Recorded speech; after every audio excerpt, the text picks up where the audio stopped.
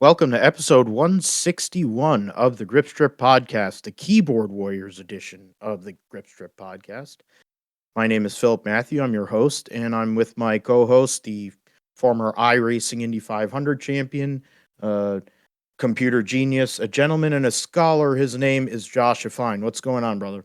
Hey, I'm doing great, Phil, as always. Of course, we had a really interesting weekend of racing across, NASCAR, to an extent in Formula One and even IMSA at Sebring, and then of course got March Madness basketball going on all weekend as well. So yeah, plenty to go on in racing and just sports in general.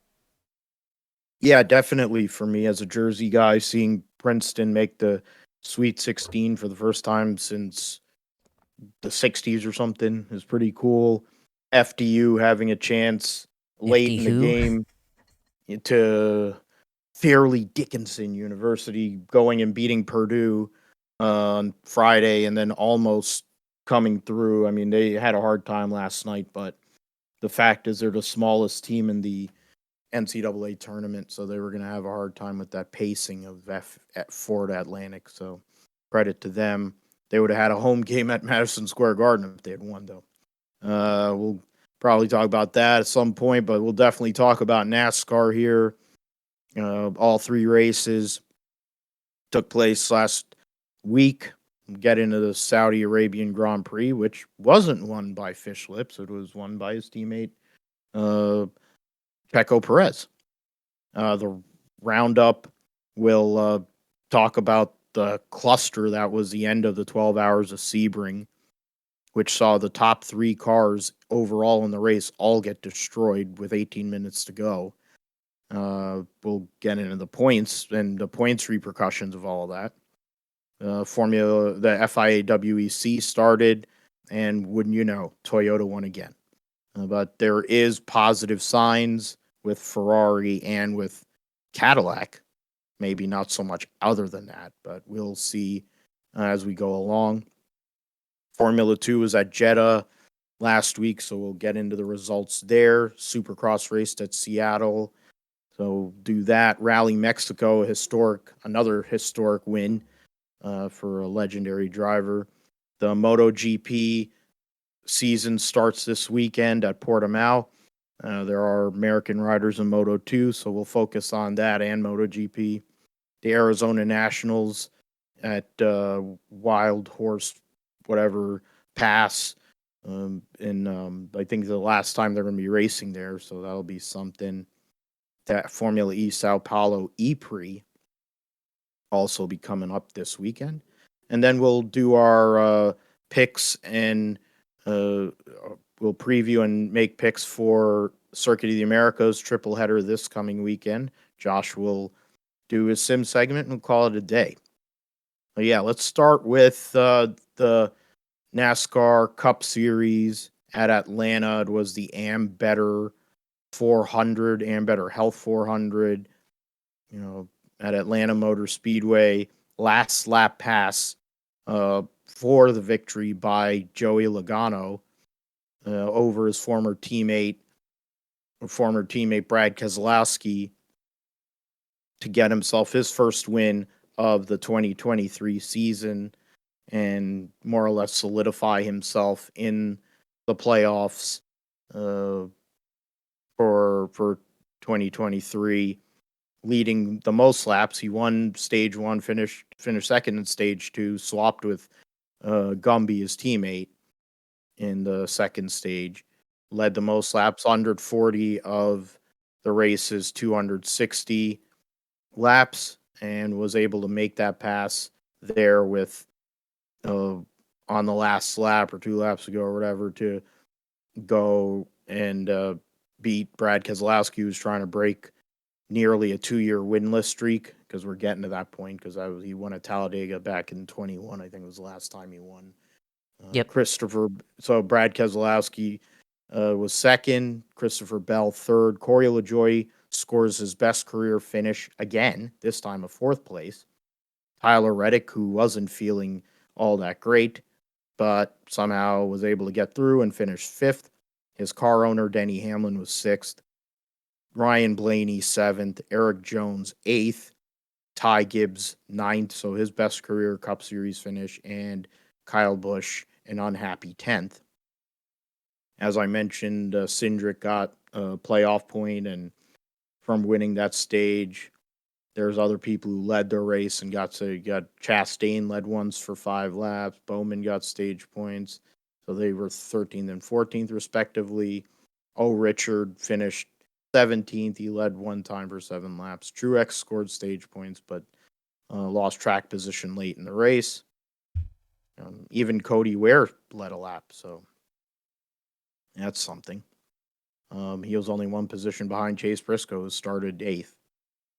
Don't get it. I'm getting sick and tired of them running like crap every week, except for one. It's getting old.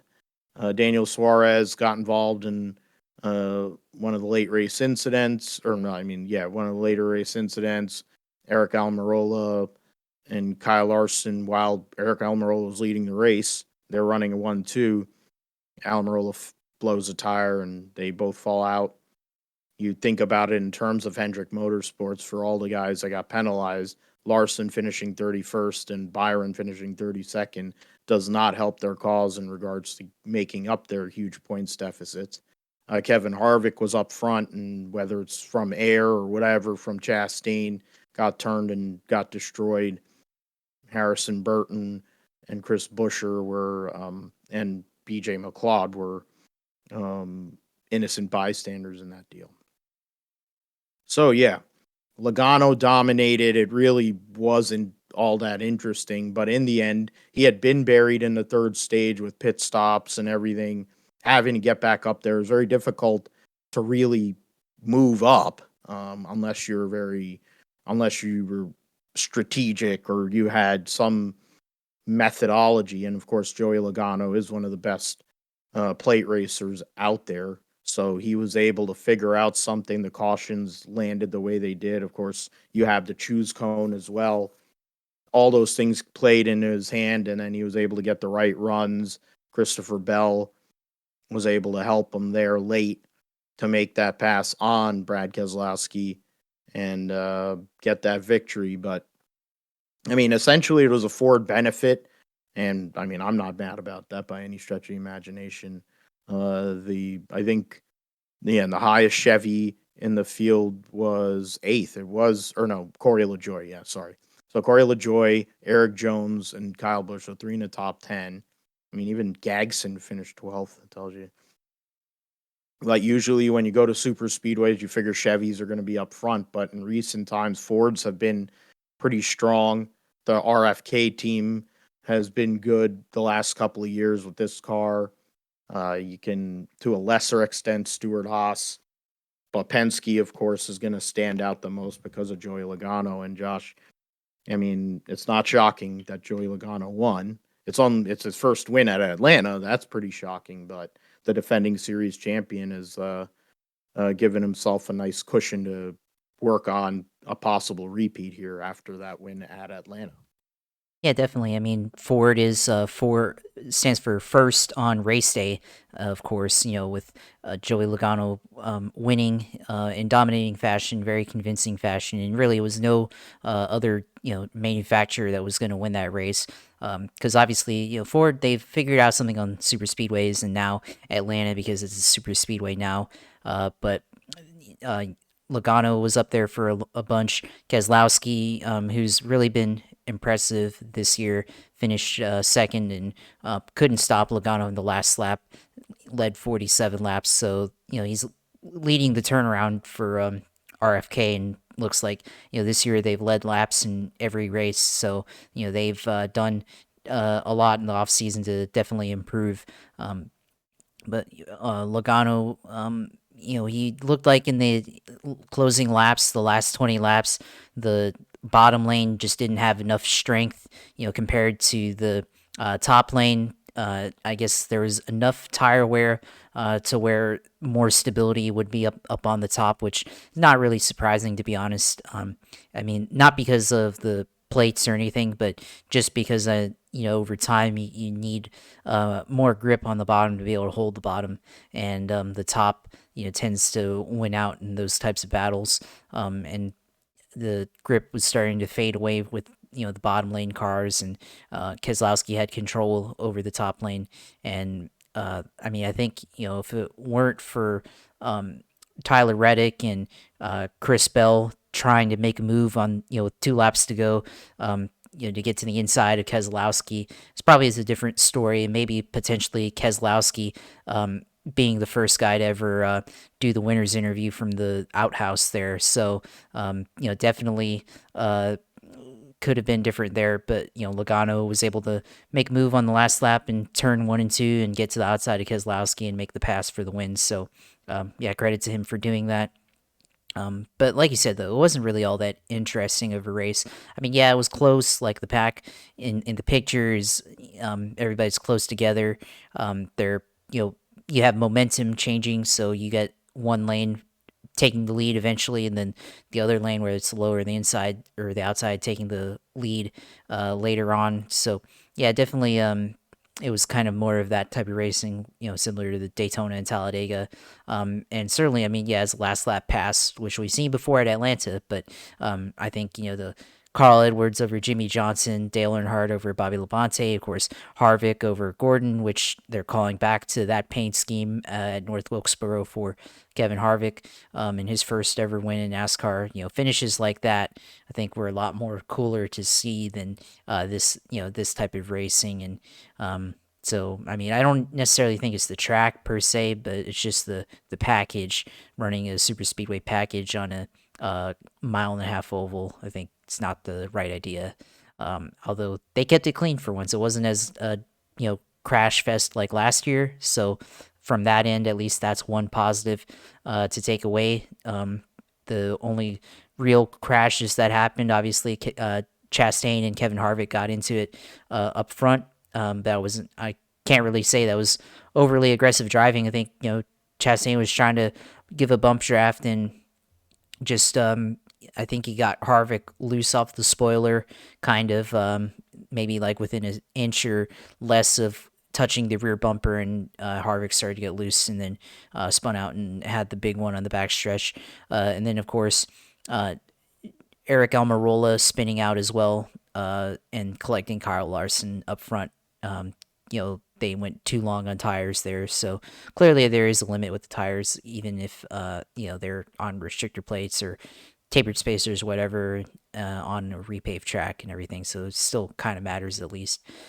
So I mean, it was an okay race, but nothing really exciting to if you're a real race fan or anything like that.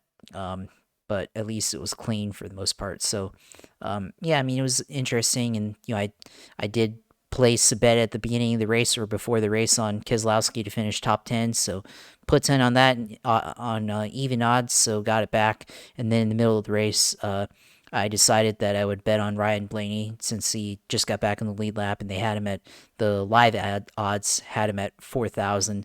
So I was like, well, if you put down 10 there, that's 400. So thought it might happen, and started to get a little bit nervous as Ryan Blaney got up towards the front and everything. But you got to be in front to be able to win at this track and at Daytona and Talladega. And unless you try to make a move on the last lap, once you get up to second, it's really hard. If you're not the lead car, to be able to take the lead. And of course, Penske cars, they're all going to team up for the most part. Although Austin Cindric seems to think otherwise. It seems like him and Ryan Blaney don't quite gel together. But for Blaney to be able to go and win, he would have had to make a 3-wide move at some point to be able to get around his teammate, and it's going to be hard to be able to do that unless they got separated and he ended up in the top lane or something like that to be able to get around Logano. But yeah, I mean, it could have been, I can't say it could have been better because it's Atlanta the way it is, but at least we get to see a last lap pass and whatever, and at least it seems like the fans there enjoyed it. So I mean, I don't know, it's tough to say, but this is the new Atlanta now, and certainly it's going to be here to stay for a long time. Yeah, hopefully they go to a 1.5 mile track package, the cookie cutter package they have versus super speedway eventually. It's more like slot car racing that they have there, and you're just expecting something to happen.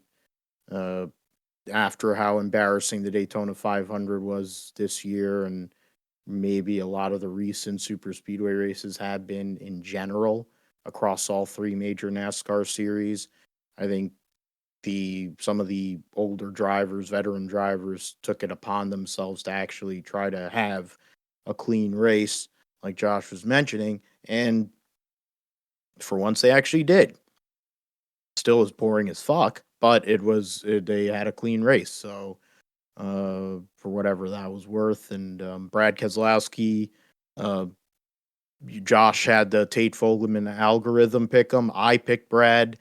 Uh, there was a lot of people who were thinking Brad was going to win that one. He wanted to win this one spot short. But I feel like Brad's going to win here at some point sooner rather than later.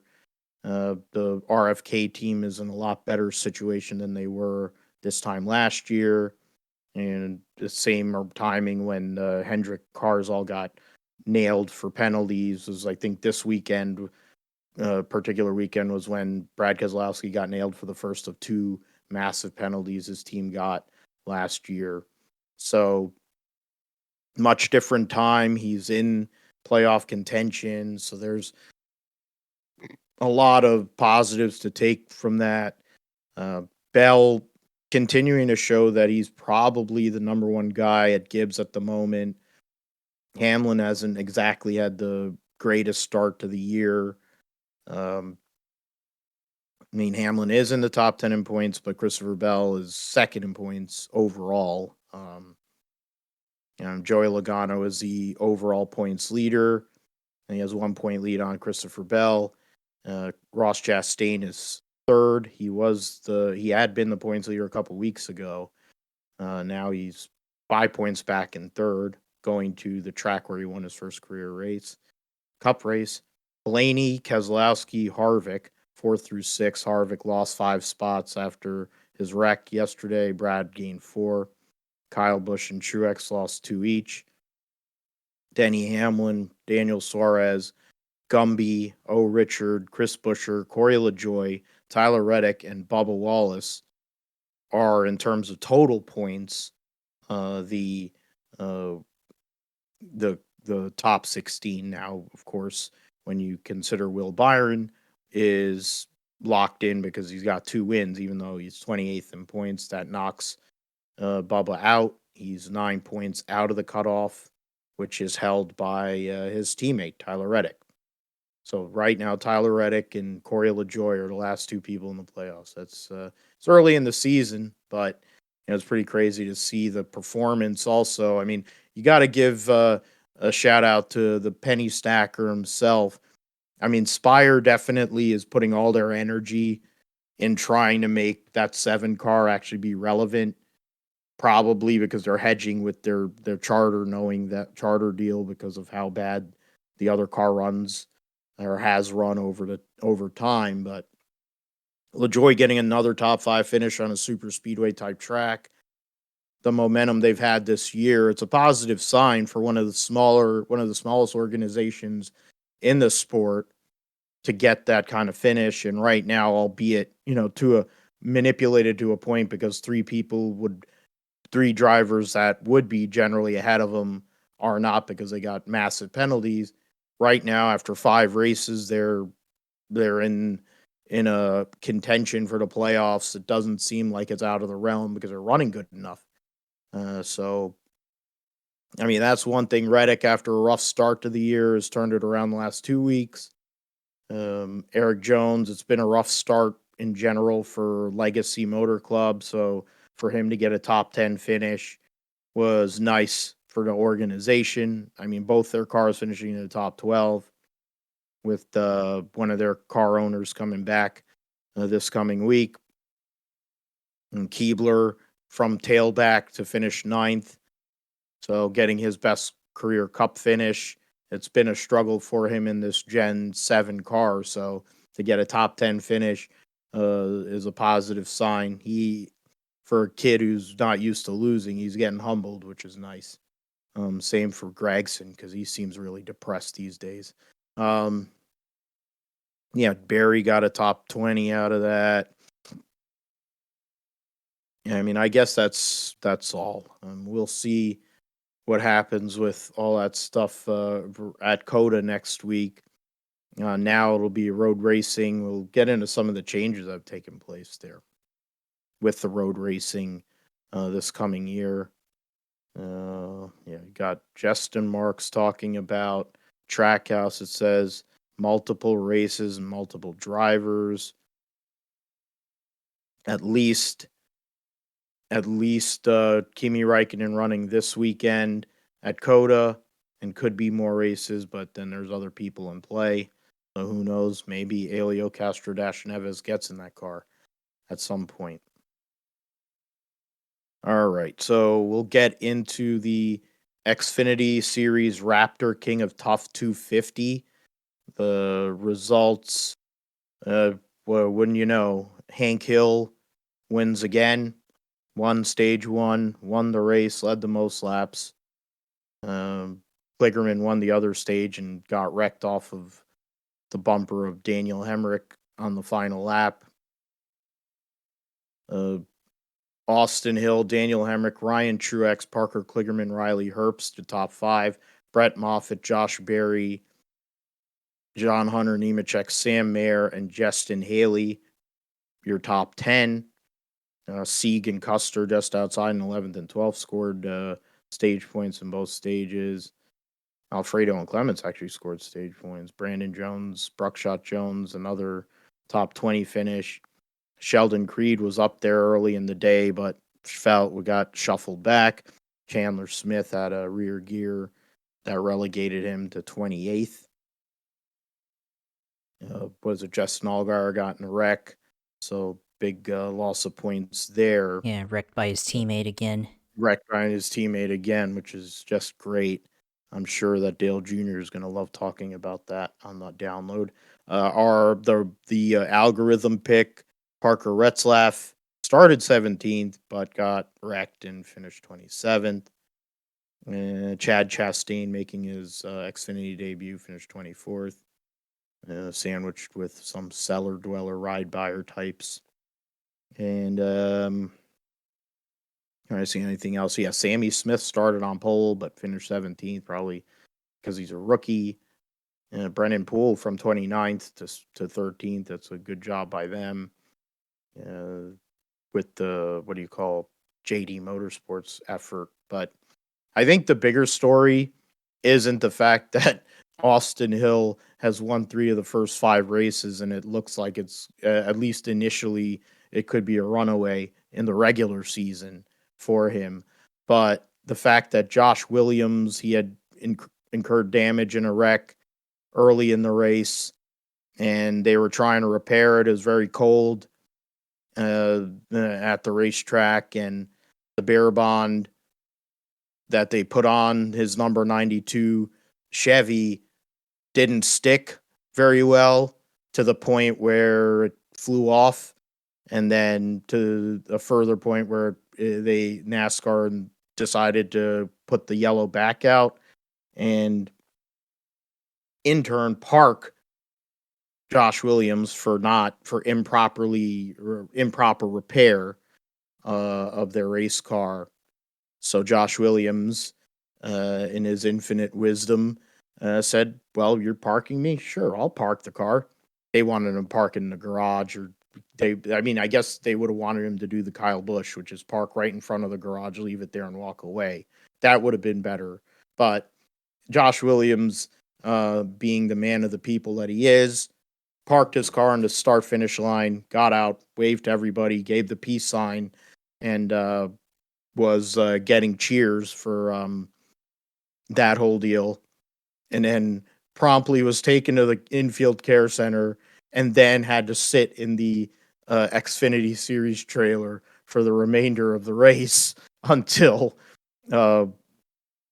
what's his name? Wayne Otten came from upstairs to give him a talking to. So I think that was the most entertaining thing that happened in that Xfinity race. I mean, I'll admit I was bowling, so I didn't get to really see much of any of it.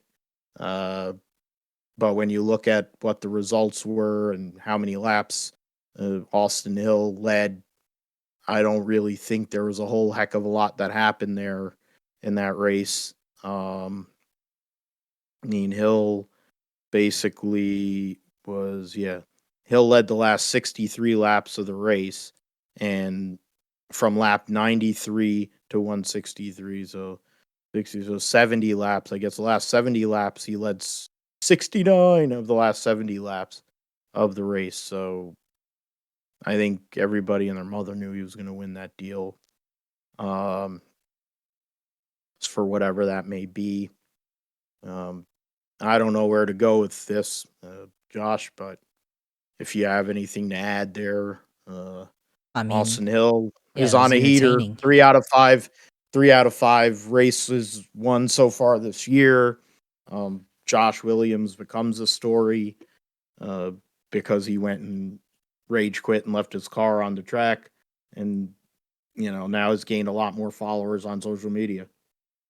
No, I mean it's a attention grabbing move, whether he intended for it to be or not. And I mean, it's like what you said. What are you gonna do? Find me? Yeah, I mean, yeah. What are they gonna do? And he did exactly that. But I mean, it's interesting because I've never seen that. Not the him walking out of the park kind of deal. Because we've seen that in before. I mean, go back to the '70s. Bobby Isaac, if you remember it. Well, I don't. You probably don't. I don't know if you knew about this, but he I think one day, like I think he was racing like late models or something, or it might have been Cup, but he just got a sign from God or something to, quit racing that day. So Yeah, he got parked out the of the car car. and went home or whatever. But that's kind of what I thought of, or something like that. Or other people just parking it, but yeah, I mean that was a pretty big move to do. Park it on the front stretch, right on the start finish line, right in front of the whole world to go and do that. And it was, I mean, the move on NASCAR's part. What I was trying to say is just to park him for dropping parts like that. I feel like we've probably seen cars like have issues like that before, and they never parked him or parked the driver for that. So yeah, that's the part I'm really curious about. And I can't confirm it. I was trying to look at it a couple minutes ago, but I know that they on at least on Reddit they were saying that Josh Berry kind of had the same issue with bear bond falling off or whatever during the race, but they didn't do anything to him, and it's all because of who he drives for versus who Josh Williams drives for. Which I mean, yeah, that's can't say I disagree with that. NASCAR picking and choosing once again who to fine or not fine or penalize and not penalize. So yeah, Selective enforcement. yep, exactly. So, yeah, I mean, it was pretty entertaining. I mean, even freaking Antonio Brown caught wind of it on Twitter and tweeted something. I think he tweeted out like two emojis or something, and it was there for like 15 minutes, and I think he deleted it or something. But yeah, I was like, well, even he knows about it, and I mean, of course, he knows all about leaving the game earlier, whatever, when he left the Bucks New York Jets game a couple years ago, and then got cut by the team the following Monday. So yeah, of course, it was a pretty entertaining move and probably gained a lot of fans from it. So not surprising to see that as well. And now he potentially could appear on Door Bumper Clear, I think, and maybe even on Actions Detrimental. So should be interesting for um, to see what else he has to say. If Danny Hamlin's going to cover him on the fines or whatever, if he gets any. So be curious to see what comes out of that. But yeah, I mean that was the most entertaining aspect out of that race. Obviously, yeah, I mean even if the race were good, I think still would have been the most entertaining thing that happened in that one. But I think the other part of it is Austin Hill. Obviously, he's won 3 out of the first 5, which yeah, right now is pretty dominating. But remember, the last couple of years in Xfinity, we've seen multiple drivers be dominant throughout the year. Obviously, 2021 obviously was the battle between Cindric and Allmendinger throughout the whole regular season, which was pretty entertaining to watch. Chase Briscoe and uh, Cindric the year before in 2020, and then last year with Gregson and Ty Gibbs going at it throughout the whole year, trading victories. So it's early on, and yeah, he's showing he's here to dominate and everything. But let's wait and see. A couple more months, see how many other drivers put their name into the win column and everything, and if it's going to be a pretty competitive year for multiple drivers and everything. So yeah, definitely looking forward to seeing how the season plays out in that storyline. But got to give Parker Kligerman a lot of credit for not crashing Austin Hill, coming to the checkered flag. Obviously, he had a run to the outside, and then, for whatever reason, Daniel Hemrick drifted up into his left rear fender, and then Parker was about to hook Austin Hill in the right rear and somehow just managed to keep it off of him. Or, well, I mean, he still made contact, but he was able to somehow lessen the amount of contact and not take out Austin Hill, which obviously takes a lot of thinking, a lot of talent to be able to do that. Because normally when you see those kind of impacts, both of them go straight back into the up into the wall. So definitely give Parker Kligerman a lot of credit for being able to not crash the leader on the last lap and at least let the guy who had the best race, who was the most deserving winner, come out of that.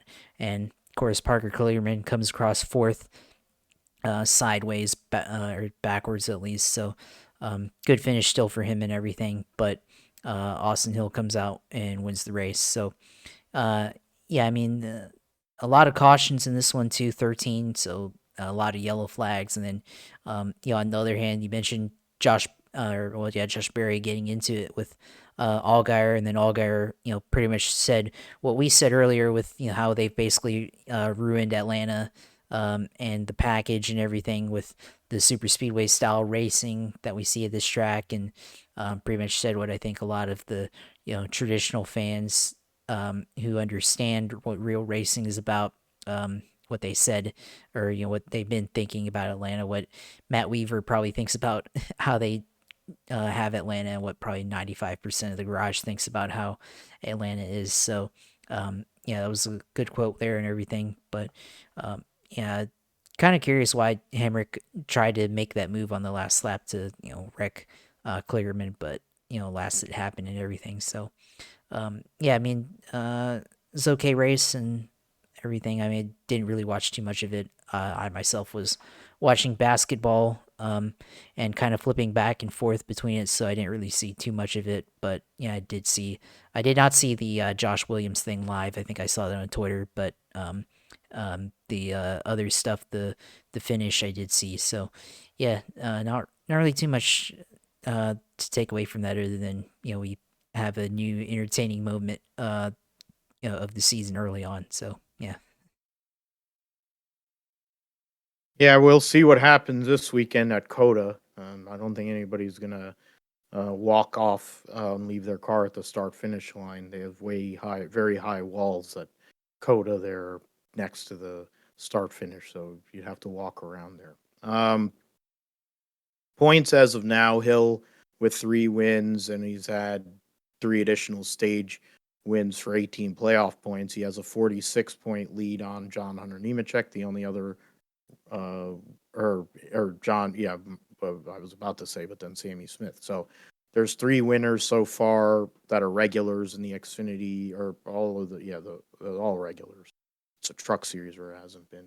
Uh, so those 3 guys right now are pretty solid. I mean, yes, Sammy Smith's 100 points behind Austin Hill, and he's 54 points behind his teammate, but he has a win. Riley Herbst right now is tied with John Hunter Nemechek for second in points. Chandler Smith fourth. Justin Allgaier fifth, even with the wreck this past weekend. Sam Mayer sixth. Sammy Smith seventh. Josh Berry eighth. Cole Custer ninth. Hemrick 10th. Kligerman 11th. And Sheldon Creed on the bump spot in 11th. Extends his gap to ahead of Brett Moffitt by now 14 points. And then he's got a 17-point lead on Ryan Sieg. And going to a road course where Sheldon Creed is one of his better disciplines, I think, is road racing. So it might be an opportunity for him there to go and gain some ground. Truck series ran. I mean, the rain, they had rain out for qualifying and practice, so they were set by points as well, along with the Xfinity series. Uh, the FR8 208 uh, won by Christian Eckes. That's his second career truck series win. He won for Thor Sport at Vegas a couple years back or whatever. Nick Sanchez had a run, tried to make something happen there late, try to get his first career truck series victory, the defending ARCA champion. He finished second in the Gainbridge Chevrolet. John Hunter Nemechek third. Bailey Curry fourth. Ben Rhodes fifth. Matt DiBurrito sixth. Chase Purdy seventh. Timmy Hill, credit to him and his family-run team, finishes eighth. Matt Crafton ninth. Led the third most laps in the race and won a stage too. And then what is it? Jack Wood. So the two what do you call Kyle Busch Motorsports trucks finished all. Well, to be honest, the two is also a Kyle Busch Motorsports truck. So all three Kyle Busch Motorsports trucks finished in the top 10. Ty Majeski started second, finished 11th. Deegan actually had a decent run. Christ. She finished 12th. Brett Holmes, like all these drivers, 32nd, 33rd, 35th. Ryan Vargas was 35th, and he came up to 14th. Akinori Ogata driving that POS 46 truck. He had spun early in the race, came all the way back to 17th. Actually got a lead lap finish. There were actually 25 trucks on the lead lap. I don't know what that was, but yeah, so they start and that guy's starting parked. Okay. The 34 Mason, there's wrecked. Corey Heim gets wrecked. I was trying to go and look at the picks. I know you picked Austin Hill, so to win in the Xfinity series, so credit to you on that. Yeah, you picked And Corey Heim then in the trucks and Jake Garcia as yeah, wild card, and then I had yeah, John Hunter and Roger Caruth. Raja Caruth. And then you had Purdy as the Yeah, Fogelman pick, the algorithm pick. So kind of was a nothing deal in the truck series race, unfortunately. But hey, it is what it is. I mean, for Christian Eckes, there's 11 cautions. There's a total of 23 cautions between the trucks and Xfinity series on Saturday. So just showing how intelligent the competition is in those two series. But yeah, Christian Eckes, after a couple of years ago being a Kyle Busch Motorsports driver, went to Thor Sport. Now he's driving for McAnally uh, after winning ARCA title. So he's had a very he's jumped around a lot of teams here in recent years, but he's got a lot of talent, and now he's uh, the points leader in the truck series, taking over after getting the win and the one stage win as well. So he takes over the truck series points lead with his performance there on Saturday afternoon. So I mean, I would say, I mean, credit to him. Eckes has been running well so far early in the season. It was a matter of time. The McAnally team has been knocking on the door for the last few years, but it didn't work with what's his name that used to drive the 19 truck. Uh, And then who was driving it he last year, the year he before? was the guy. He drove the 20 or the O2 at Daytona or something. But whatever whatever his name is, I feel like Charles Barkley. Whatever your name is, Oh, Derek Kraus. Derek Kraus. Yeah. So there you go. Thank you on that. I literally, yeah. Once I scroll down, I see it there. Did he even Um, race? I mean, is he even racing he ran anymore? at Daytona. He ran at Daytona for the Young's team. Yeah, but yeah, I didn't He see him hasn't on raced this. since. Yeah. He hasn't raced since. So, um, I mean, I guess yeah, credit to Christian Eckes, but I think another great thing to see for those who are probably counting out Kyle Busch Motorsports. All of their trucks finished in the top 10, albeit super speedway Daytona, they were super fast. So maybe that's kind of what played a role in this, but they're running decent. So we'll see what happens with that, especially coming into this weekend at COTA where Kyle Busch will be back in the 51 truck. But what were your thoughts, Josh, on the truck series? Well, yeah, I mean, credit to Christian Eckes pulling off the move on, late in the race to be able to win. Led the last 3 laps. Nick Sanchez, and I think he was pretty impressive as well. And I mean, I think aren't they a like pseudo car, like a satellite car to the Kyle Busch team? I can't remember if they are or What, the not. McAnally team? Not the McNally, the Nick Sanchez. Yeah, they Yeah. are. Okay. They are. They're So essentially the yeah, yeah. So they're a salad team. So good finish them for them there. My pick, John Hunter Nemechek, of course, led the most laps in this race. And I thought maybe he might win, but just again, you got to be stay up front to be able to win at this super speedway pack racing type races, and it's pretty tough if you once you fall behind enough. I mean, even though he finished third, just didn't have enough momentum behind him to be able to get up back up into the lead. Late in the going, because he lost the lead at lap 120 with about 17 laps to go officially. So yeah, it's hard to make moves and everything to be able to get up back up there. Um, but yeah, definitely a tough deal there. But I mean, at least for John Hunter, it's not the series he's competing in, so it doesn't really matter that much.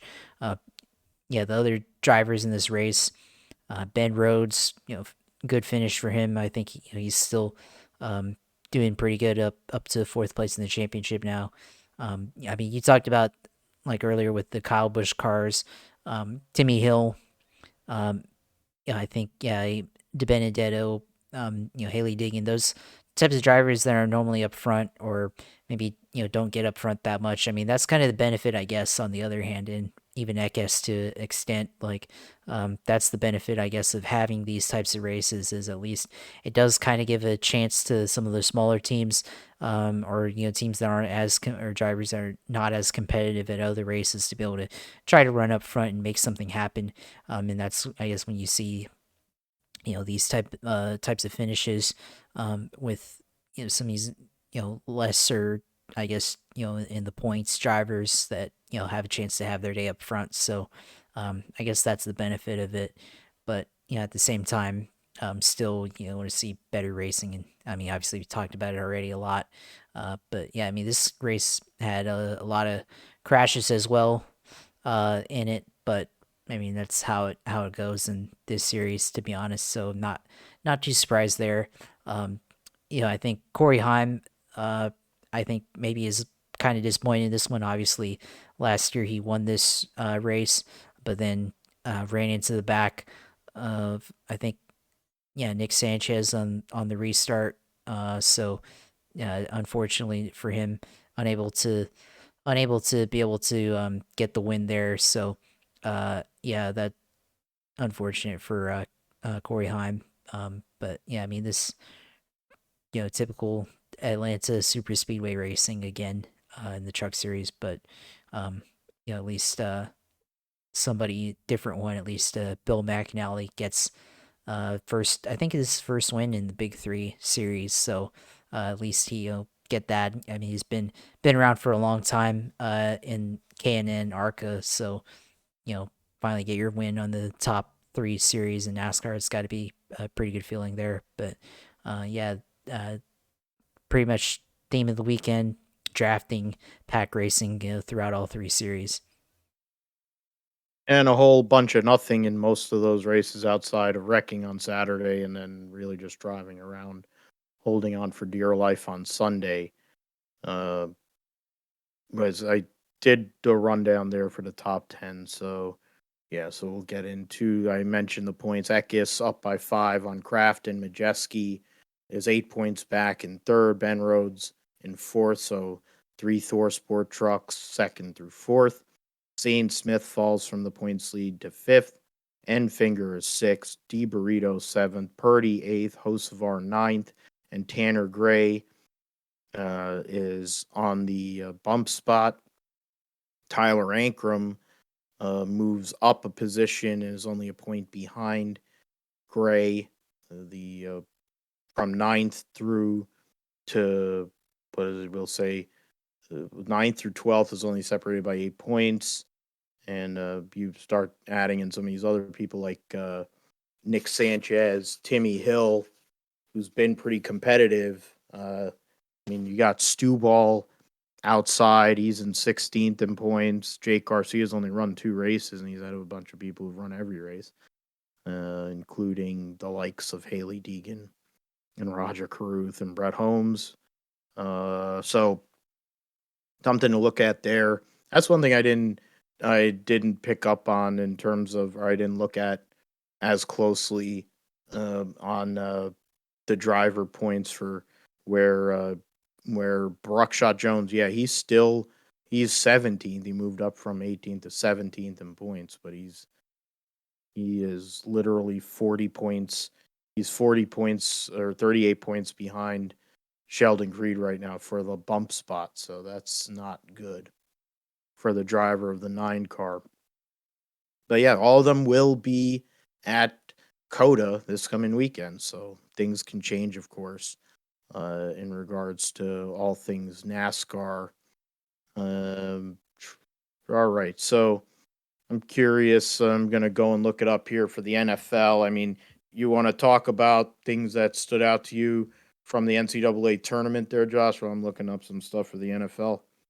I mean, yeah. Well, were we gonna talk about F1 because that's next on the or Uh, yeah. Oh, I'm looking up at the wrong yeah. one because I didn't bother to add. Or no, that's my fault. I made it smaller for no reason.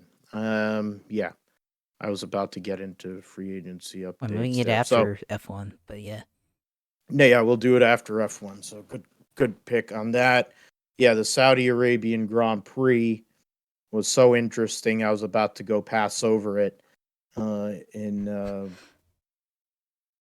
It was basically a Red Bull benefit, but instead of it being fish lips, because he had a drive shaft problem in qualifying and was starting 15th, it was Sergio Perez who won from pole and was in a position to possibly take the points lead and take away the points lead from Verstappen for the first time in I don't know how many races. They said it yesterday on the telecast, but Sergio Perez gets the victory. Uh, he's been really good on these street courses, and he gets yet another win on a street course. Beats Verstappen by 5.35 seconds. Fred Alonso finishes third. Then he was put down to fourth because there was work done before, or they had alleged that there was work done on the car prior to him serving his 5-second penalty for driving over out of his start box. And then he got back his third place finish. So El Plan, uh, Napoleon El Plan gets another third place finish. And George Russell and Lewis Hamilton ran out the top 5. Carlos Sainz, Charles Leclerc for Ferrari, 6th and 7th. Esteban Ocon, Pierre Gasly for Alpine, 8th and ninth, and Kevin Magnussen rounds out the top 10. Logan Sargent, there was a point in the race where he was up near the same place he was at Bahrain, and then tire strategy and tire fall off got in the way for him, and he fell back to 16th.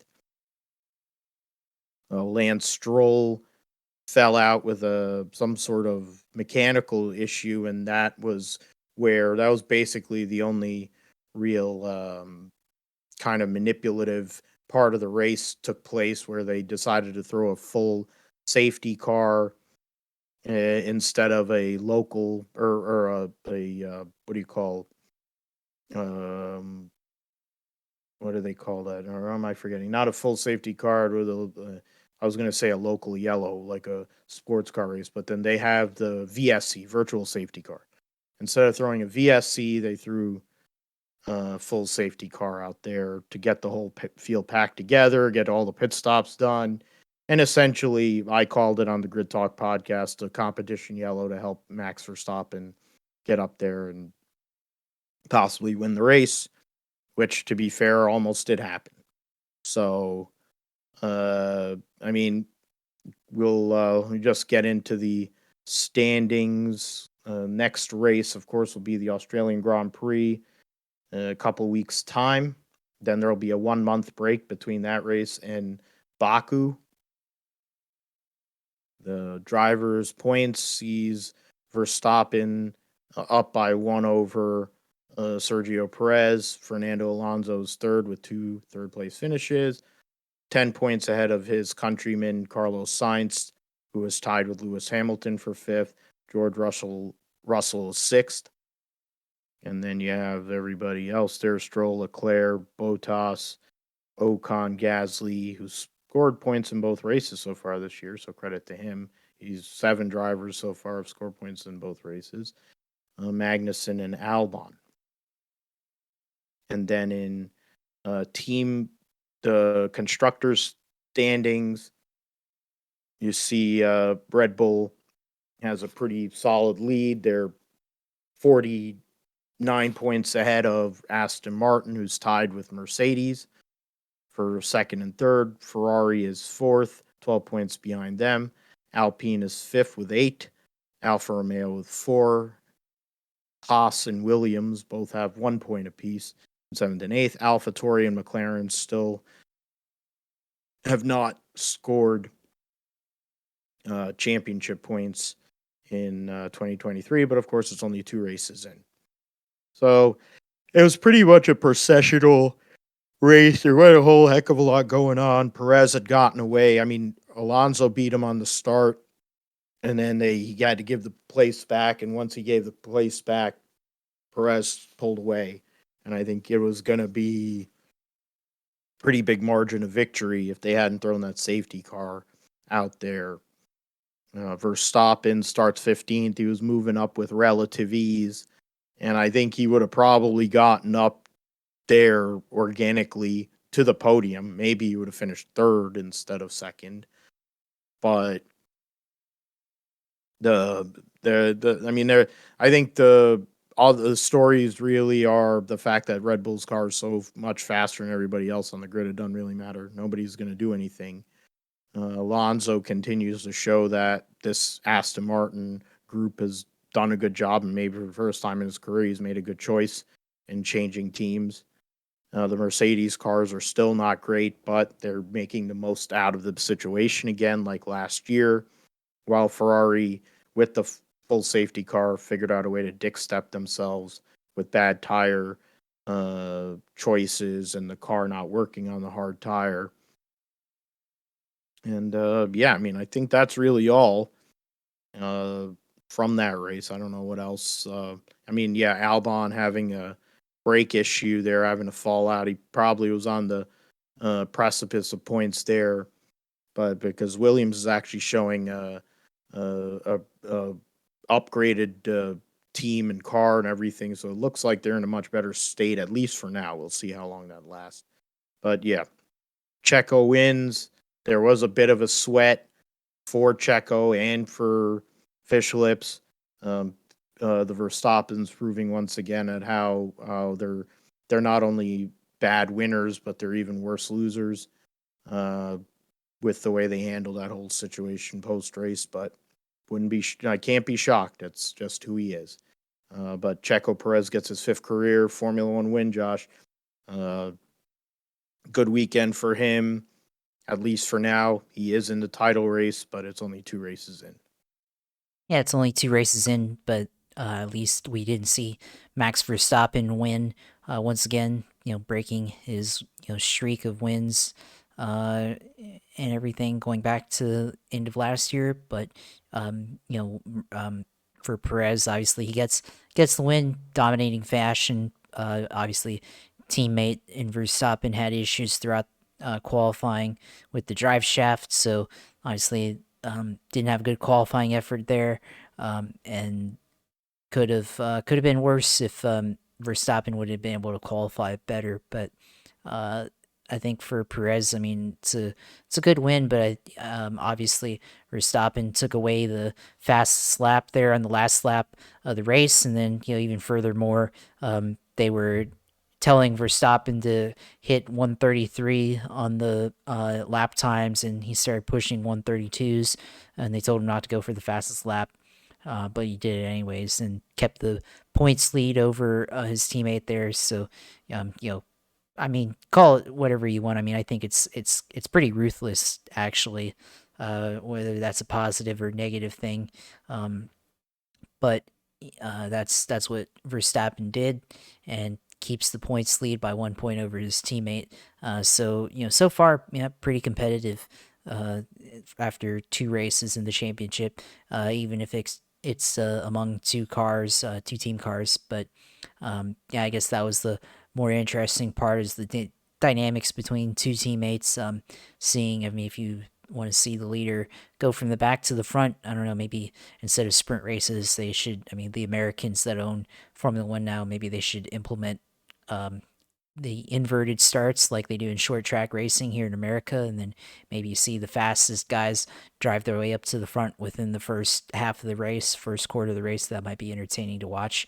But you have that. And I mean, I think the other interesting thing to take away from this is the Alonso finishing third. Obviously, they've had good pace so far to start the year, but I think both of us could agree that we didn't think that Alonso would start off the year getting two podiums and get his 100th podium. And of course, they almost took it away from him, and they did for a bit, but and gave it back to him. Now he has 100 podiums. But I think it definitely shows that the Aston Martin teams figured something out earlier in this season, and we'll see if they're able to keep it up throughout the rest of the year. But clearly, right now, they've both of them have had good pace. Lance Stroll and Alonso. Of course, Stroll had the issue, but um, he qualified fifth, so he's clearly got some pace so far to start the year. And I mean, I think for me at least, would have thought that maybe for Alonso, I don't know about Stroll, but Alonso would still get into the points. Maybe that fifth to eighth place range. I didn't think they had top three pace start off the year, so clearly they figured something out. And also, interesting quote by Kevin Magnussen, kind of comparing the midfield of F1 to IndyCar, which pretty interesting quote there.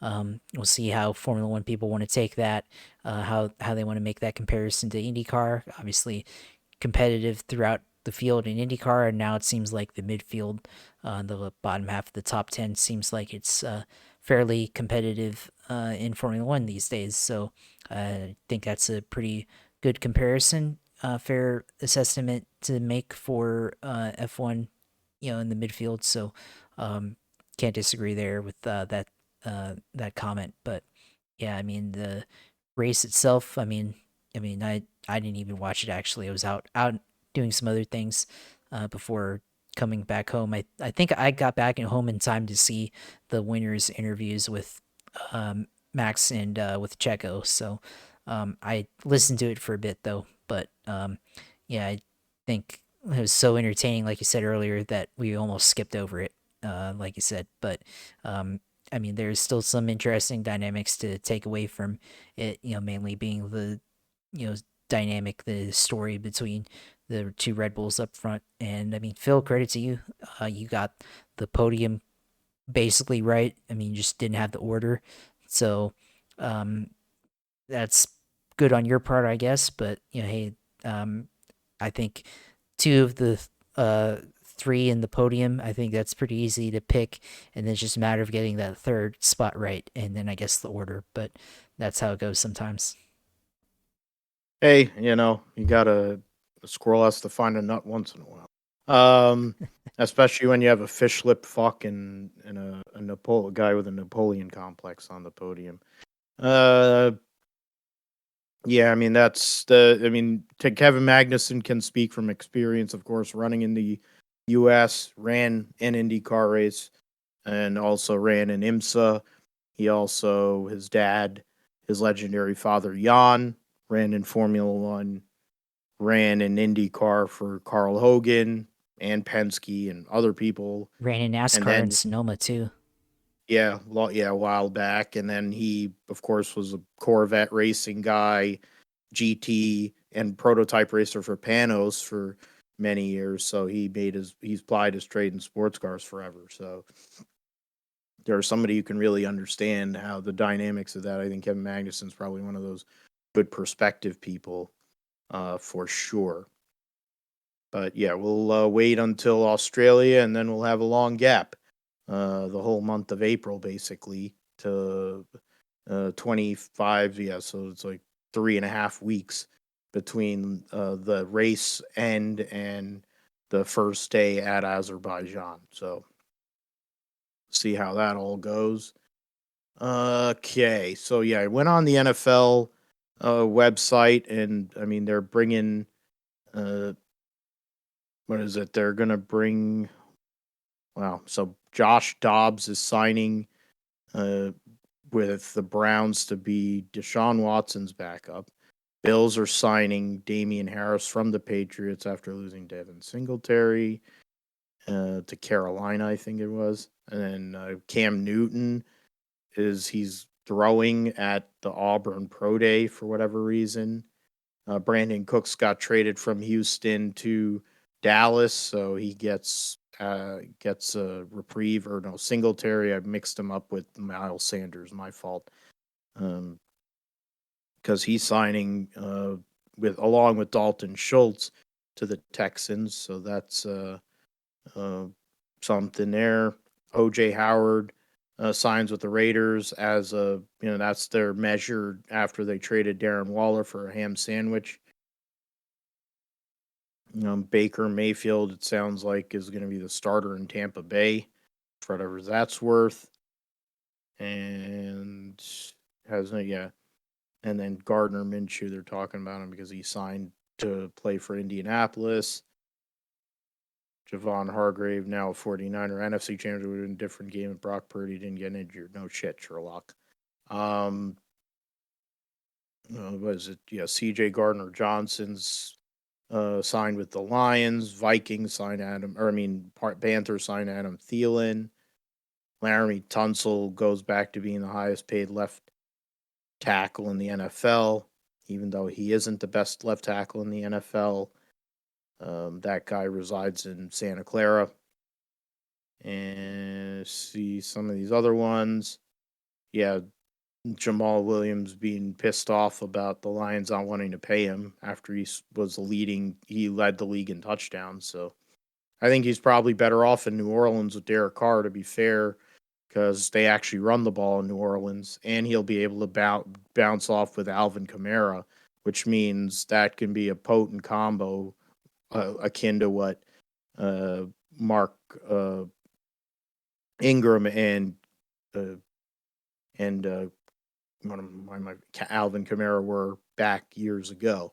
So I think that would be a good balance there.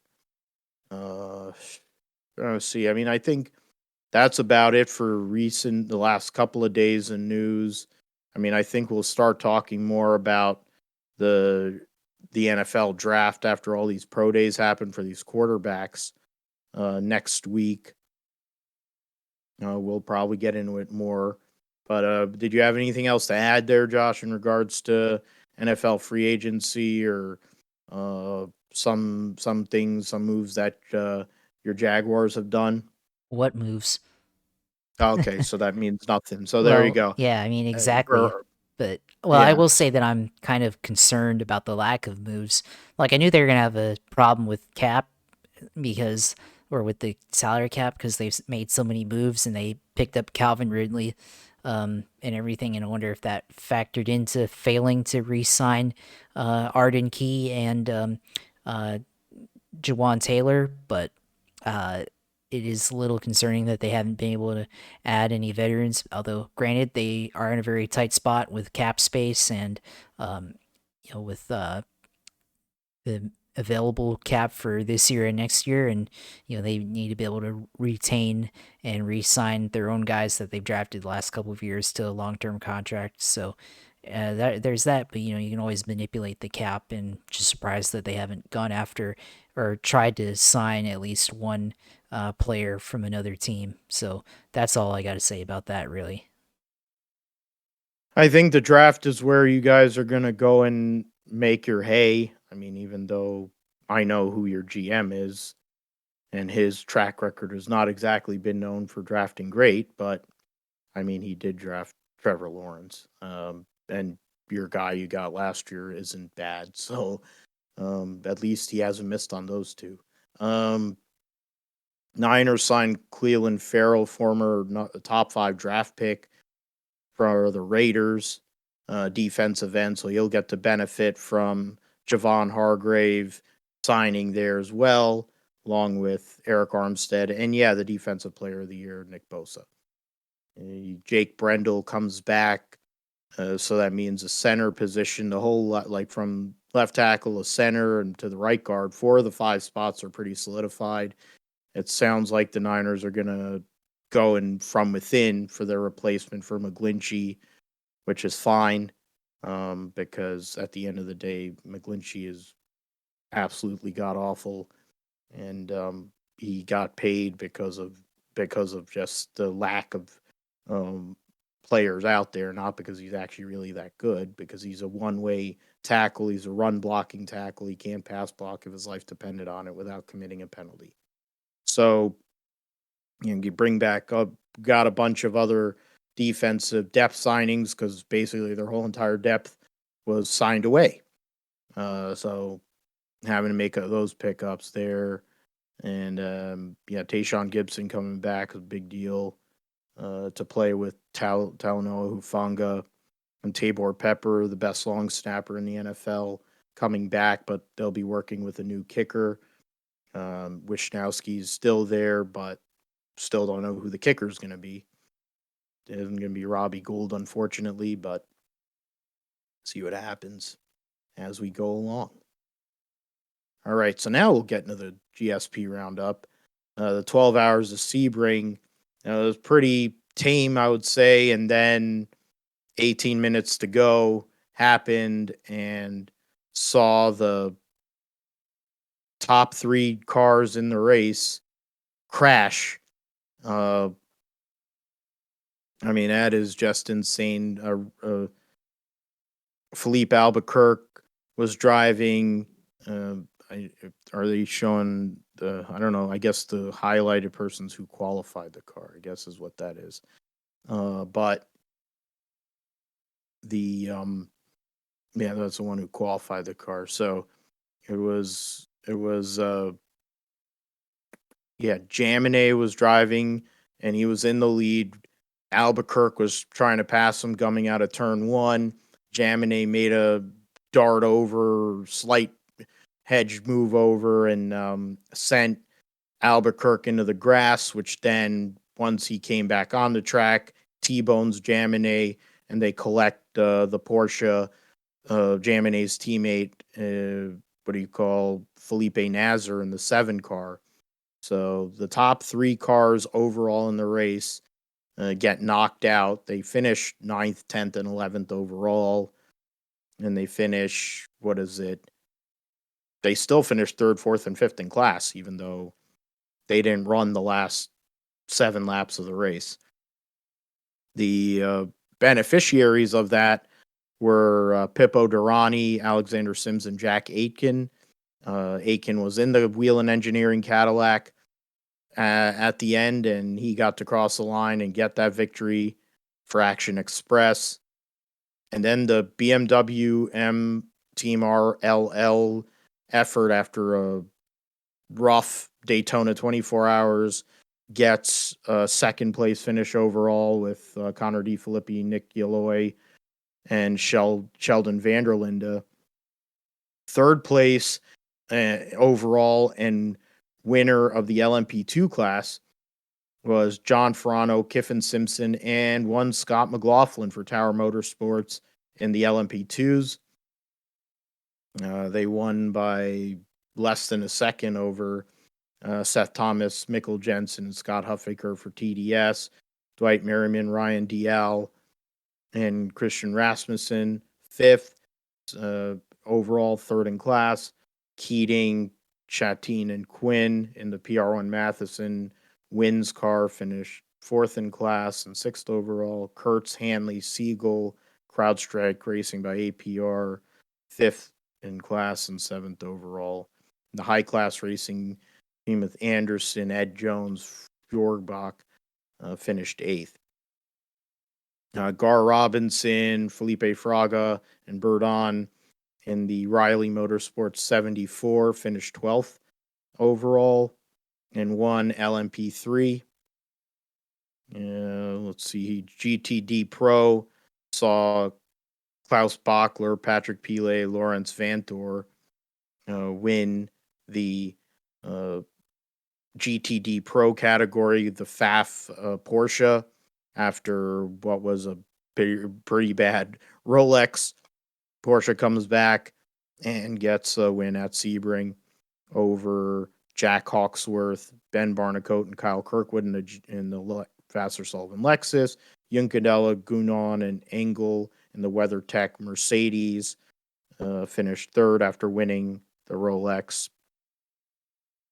The Iron Lynx Lamborghini with Frank Pereira, Jordan Pepper, and Roman Grosjean, fourth.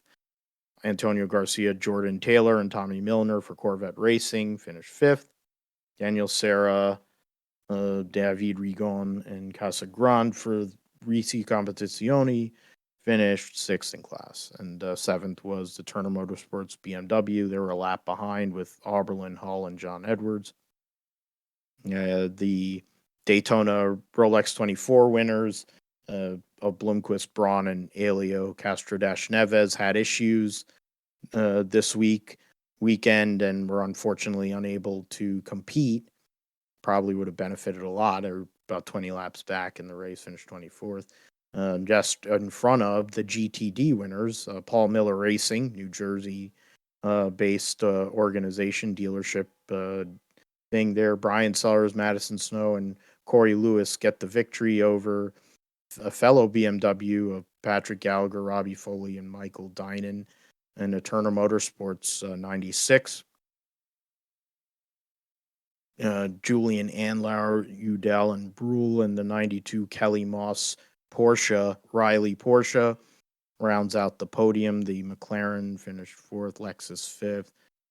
So there is that. The Iron Dames actually had an all right day. They actually finished just outside the top 10, or just ahead of Sheena Monk, Catherine Legg, and Mark Miller in the 66 Gradient car.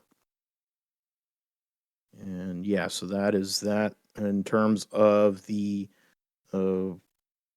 results in the Mobile 112 Hours of Sebring.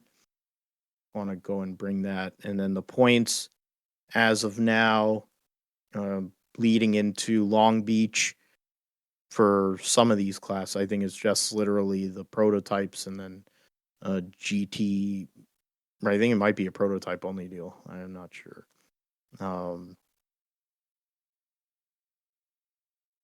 It's GTP, yeah, Long Beach, SLMP, GT Pro. So they have the points there anyway. So, okay. All right. So Alexander Sims, Jack Aiken, Pippo Durrani are leading the points by 10 over, though the 31 teams leading the points by 10 over the 10 Acura of Albuquerque, Delatraz, and Taylor. And the 0-1 of Vander Zanda, Scott Dixon, Sebastian Bourdais is 70 points back. They're in third, tied for third. The BMW 25 team is in fourth. And one of the Porsches, Cameron Jaminet and Nick Tandy, are fifth. Nazar Campbell and Christensen are sixth. The other BMW is seventh. Colin Braun, Elio Castro Neves, and Tom Blomqvist or eighth, of course, because of the massive penalties that they received after the Rolex 24 at Daytona. And then in the team standing the same way, they're buried in eighth. Only team behind them is a 02 Cadillac, which only ran Daytona. The LMP2 category sees the Ferrano, Simpson, McLaughlin team leading the points because, of course, that was their first points race. Some of these teams did run at Daytona, but it wasn't a points event for them there over Jensen, Huffaker, Thomas, Rasmussen, Merriman, DL, et cetera, et cetera. Tower, TDS era, the whole bit. Felipe, the same deal as for LMP3. The 74 teams gets the wins. They're leading the points over the AWA number 13 and the 85 JDC Miller team in LMP3. In GTD Pro, the Mercedes, WeatherTech Mercedes trio of Juncadella, Gunan, and Engel are leading the points by, was it 1826 over Ben Barnicoat and Jack Hawksworth, and 39 points over Bachler, Vantor, and Pile. The Corvette team is fourth. The Lamborghini drivers, Pepper and Grosjean, are in fifth.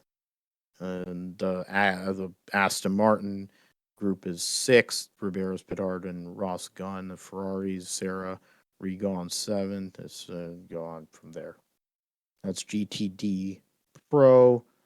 And then in GTD, Brandon Uribe, Schandorf, and Ollie Milroy. That's the McLaren team.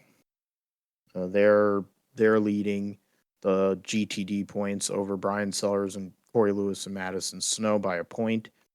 Andy Lally, John Potter, and Spencer Pumpally are in third, a point ahead of the Lexus trio of Teelitz, Montecalvo, and Parker Thompson. The other heart of racing, Aston, is fifth in that class, and then the what do you call Porsche? Trying to look. Yeah, we're right. Motorsports Porsche team is in sixth. And then the Gradient Racing Acura seventh. Excuse me. The BMW for Turner Motorsports is eighth. So the next race for some of these guys will be at the at Long Beach for the IndyCar weekend. There. The next thing we will look at is the World Endurance Championship, the 10 hours or 1,000 kilometers or whatever was of Sebring the day before, 1,000 miles. Okay, whatever, whichever measure. The overall race results see the Toyotas finish 1-2. The 7 of Mike Conway, Kamui Kobayashi, and Jose Maria Lopez win by 2.16 seconds over their teammates Sebastian Buemi, Brendan Hartley, and Ryo Hirakawa. They end up 2 laps ahead of the Ferrari number 50, which qualified on pole, with Miguel Molina, Nicholas Nielsen, and Antonio Fuco. I think they're the one that get. Or no, I think Alexander. No, that's right. Yeah, it is the one that qualified on pole. And then Earl Bamba, Alex Lynn, and Richard Westbrook in the Ganassi Cadillac number 2 finished fourth on the same lap, 10 seconds behind the Ferrari. Then the Porsches finished fifth and sixth, 2 laps behind the third and fourth place cars, and 4 laps off the overall. The Hertz Team Jota, number 48, won the LMP2 class. David Beckman, Yaya Fay, and Will Stevens, they're going to be moving up to the hypercar class later this year. Credit to them. there, and I think Tom Brady's involved with that team now too. United Autosport finished second, eighth overall, but second in class. Phil uh, Phil Hansen, Philippe Albuquerque, and Luban, and then Prema Racing with Mirko Bartolotti, Danny Kvyat, and Dorian Pin. The 63 finished ninth, and overall in third in LMP2. And go through some of these other cars. The uh, Corvette Racing number 33 wins GT-AM with Ben Keating, Verone, and Nicky Katzberg at the wheel. They win by 2 laps over the Dempsey Proton number 77 Porsche of Christian Reed, Peterson, and Julian Andlauer. And then the Kissel Racing 57 Ferrari of Scott Huffaker, Daniel Serra, and Kimura there. So that's the Iron Dames team finished, 24th overall and eighth in class in GTM.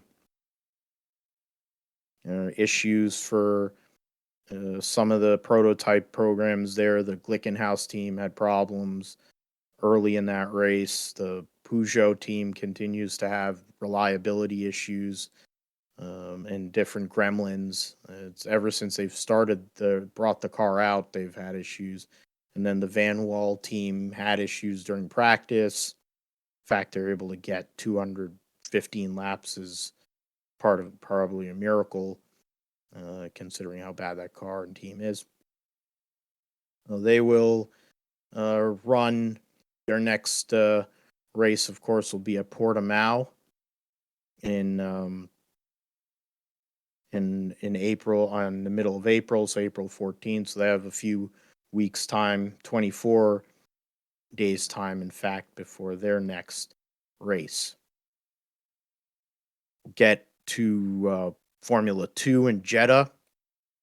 Just to get that out of there.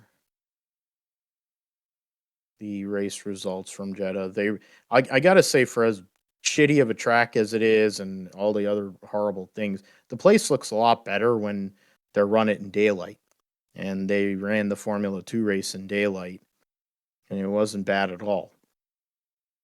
So, in that sense. So, the race at Jeddah this past weekend, the sprint race results saw Iwasa win over Victor Martins, Jehan Daruvula, Ralph Beauchamp, and Kush Miney. So 2 Indian drivers in the top 5. Vesti, Doohan, Hauger, Jack Crawford, and Roy Nissany. Crawford fell a place short of getting the pole for the feature race. And that sucks, but better result for him after a rough start at Bahrain a couple of weeks back. Juan Manuel Correa finishes 14th. I'm trying to think. Yeah, Brad Benavides had issues in that race as well. And then in the sprint race, and then in the feature race, let's see. In the feature race, Frederick Vesti gets the win over Jack Doohan and Jehan Daruvula. Iwasa follows up his sprint win with a 4th in the feature. Dennis Hauger finishes 5th. Richard Vashore, Enzo Fittipaldi, Artur Leclerc, Isaac Hadjar, and Ollie Behrman were your top 10. Kush Miney finished 12th. Jack Crawford 15th. Correa 18th. And I guess Brad Benavides wasn't able to run the feature race. Okay. The points standings going to Melbourne in a couple weeks' time sees Beauchamp, who only scored points in the sprint race, lead by 1 over Teo Pocher, who crashed out of a good position in race in the feature race, and had issues in the sprint. So he's a point up. Owasa, after a pretty quiet Sakir, goes and scores 22 points this weekend and moves himself right into the mix for the championship. Vesti had no points at the first race and scored 28, so now he's only 5 points back, and Jay Andaruvula is in fifth, driving for MP Motorsports, the team that won the championship last year, with Felipe Drogovic. I'll just get in a Kushmini is ninth early in the season. Correa scored a point. Crawford still waiting to score his first points in Formula 2 along with Brad Benavides.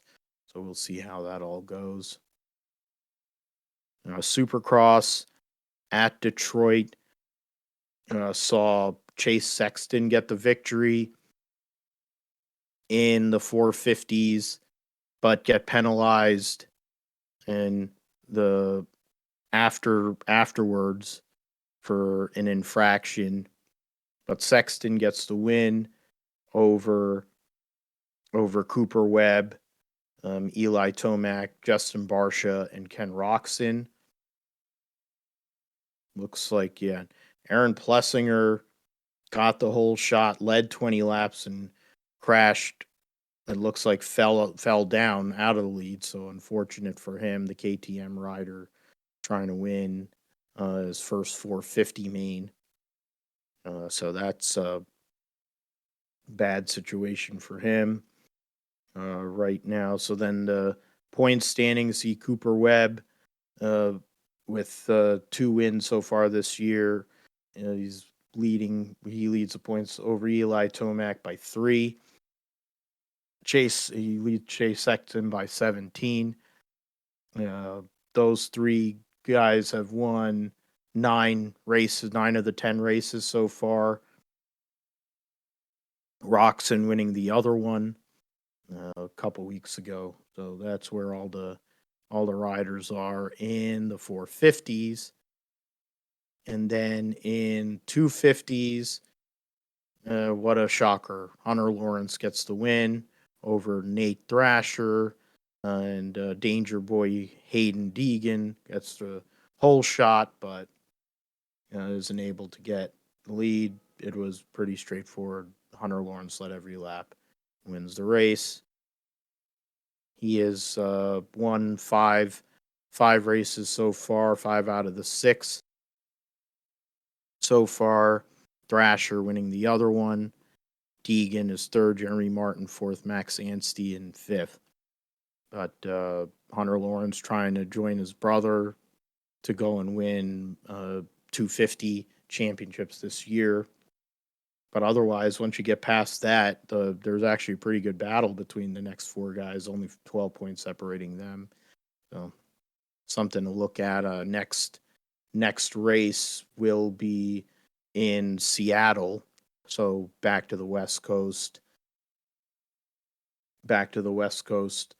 A 250 deal, and then trying to go camera. Yeah, no. All right, so got through all those. Go and do all of that. So Rally Mexico mentioned a historic event.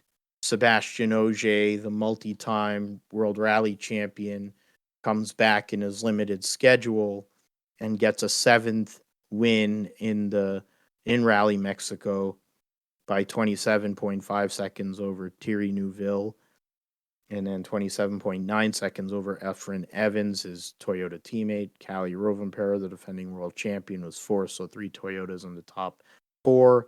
Danny Sordo rounds out the top 5, so 2 Hyundais there.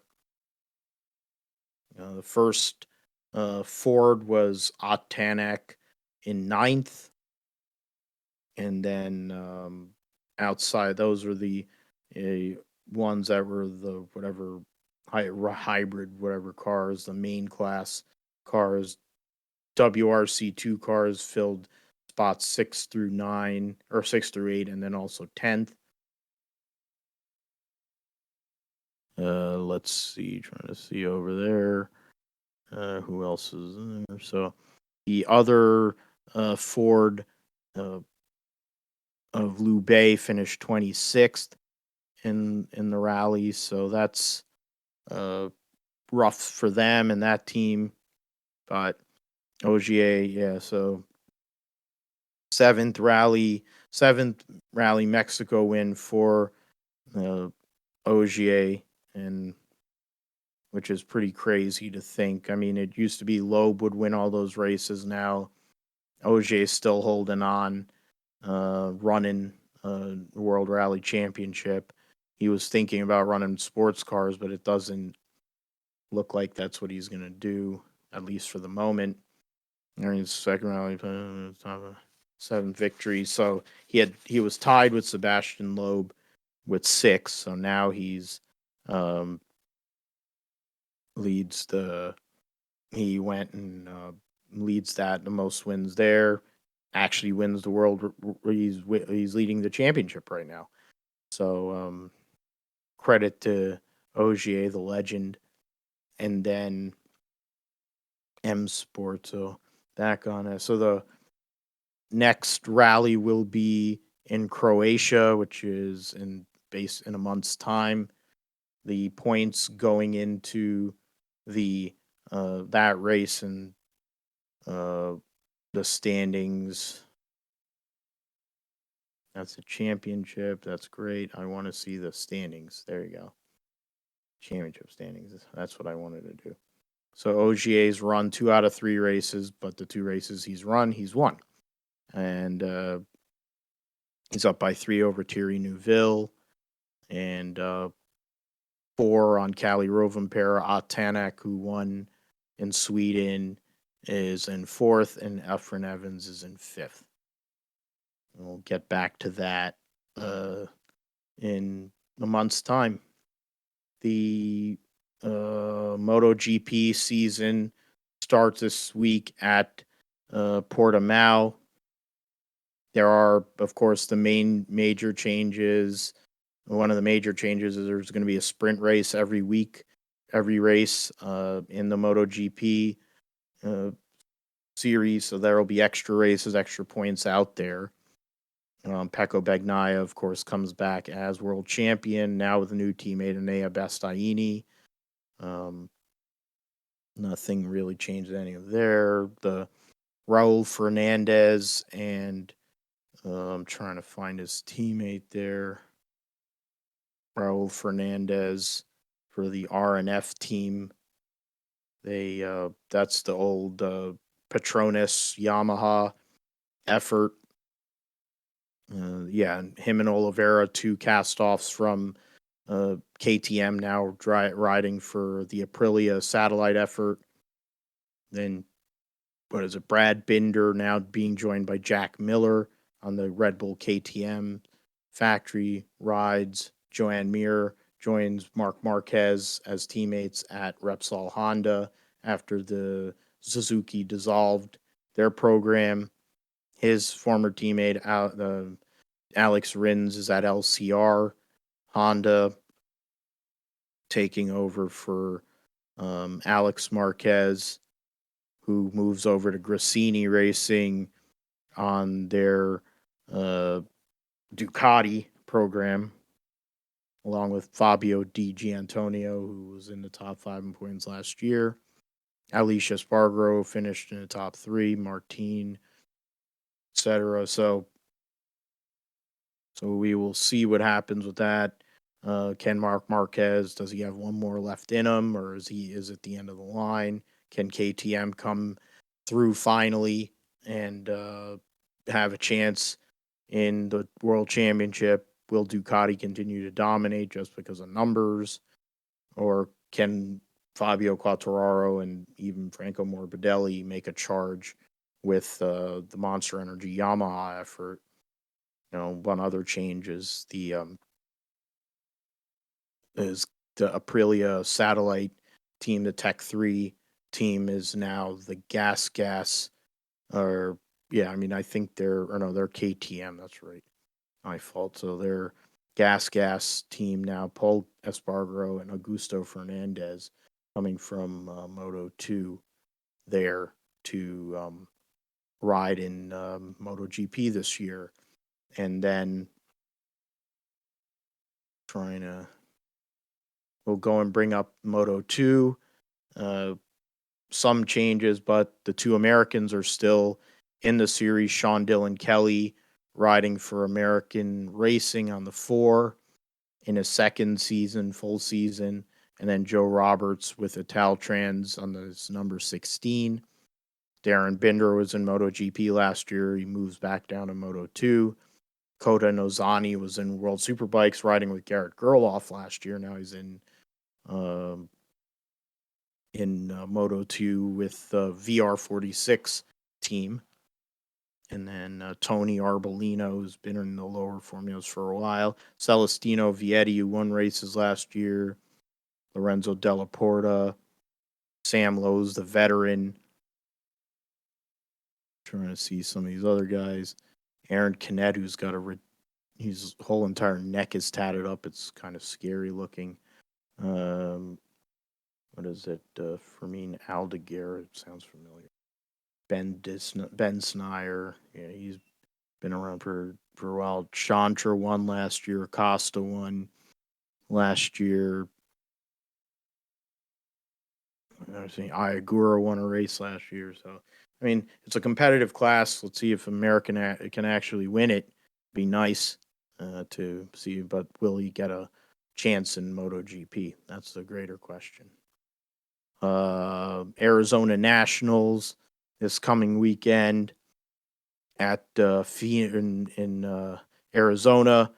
Been likely the last time that they'll be racing there. Okay, that's what happened. Then we'll go to the NHRA. They're saying that Tony was going to be there, but in the end he will be there, but he'll be with his TSR team. He won't be racing Wild Horse Pass Motorsports Park. And then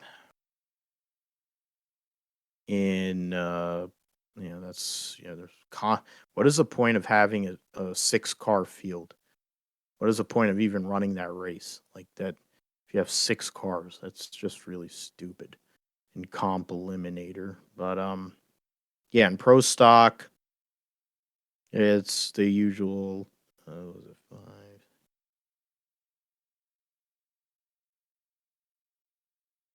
So 2 cars will fail to qualify this weekend. More than likely, Alan Prusinski will be one of them in the lone Mopar that's still out there. You got the Quadras running Mustangs. They got the Ford, of course, with Ford power. You have the Chevy, mostly Chevys out there. And Christian Quadra actually runs a Chevy motor. That's great. But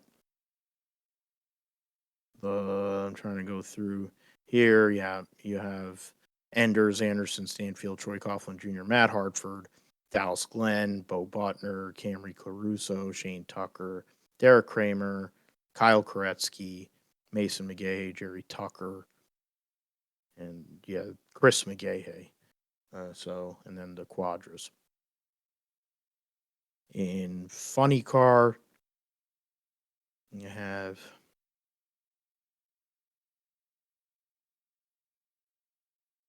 so they only have 16 cars, so there won't be any bumping there.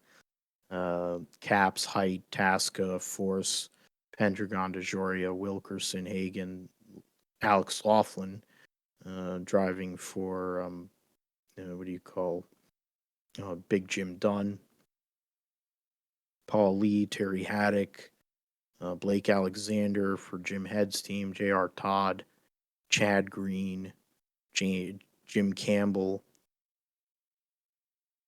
and Bobby Bodie there in Fuel Funny Car. And then Top Fuel Dragster.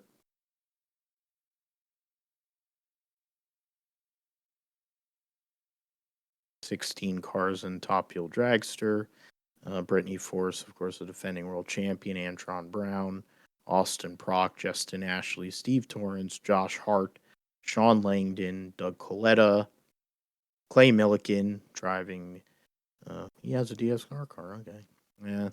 Buddy Hull, Tony Schumacher, Rob Passy, Krista Baldwin, James Maroney, Leah Pruitt, and Mike Salinas, who's had a good start to the season uh, at Pomona.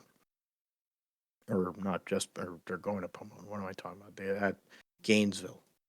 I'm used to Pomona being the first race of the season. It was the case for God knows how long.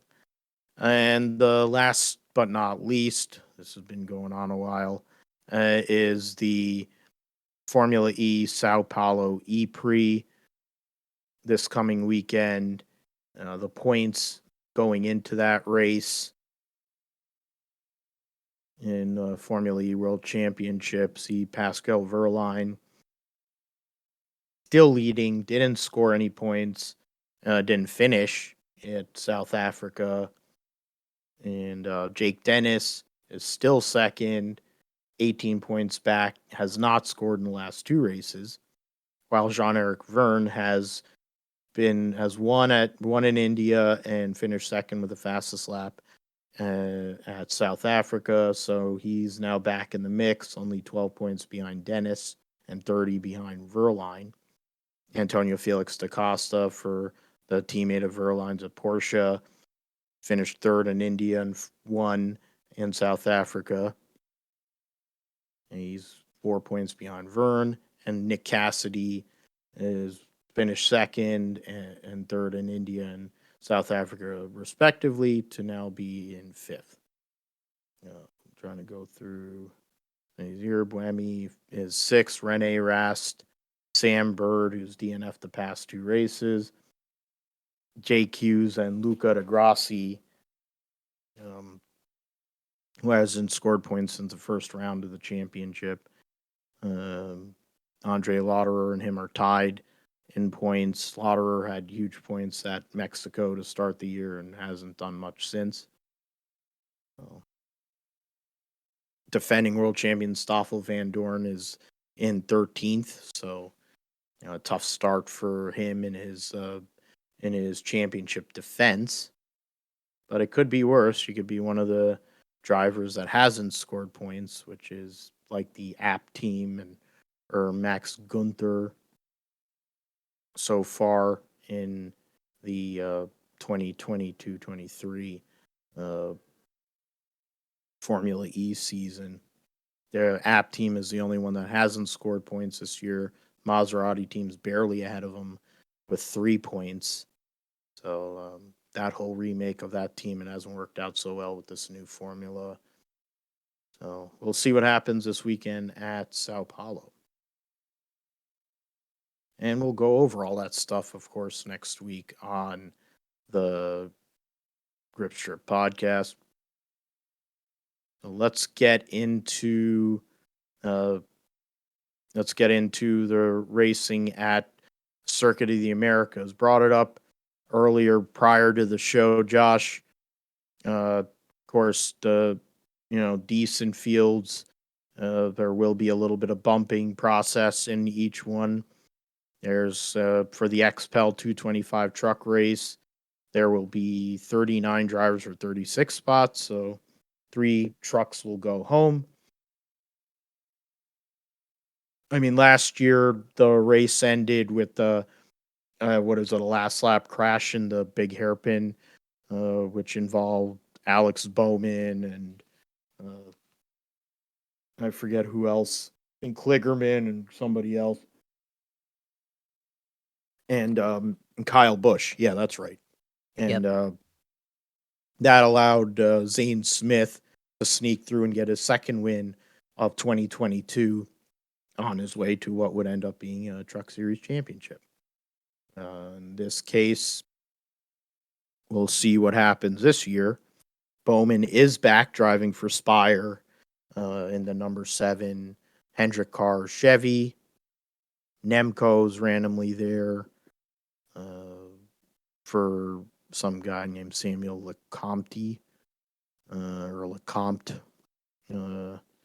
Trying to go through here. Anybody else that is not? Yeah, Ed Jones. If I mentioned him in the roundup, former IndyCar racer for both Dale Coyne.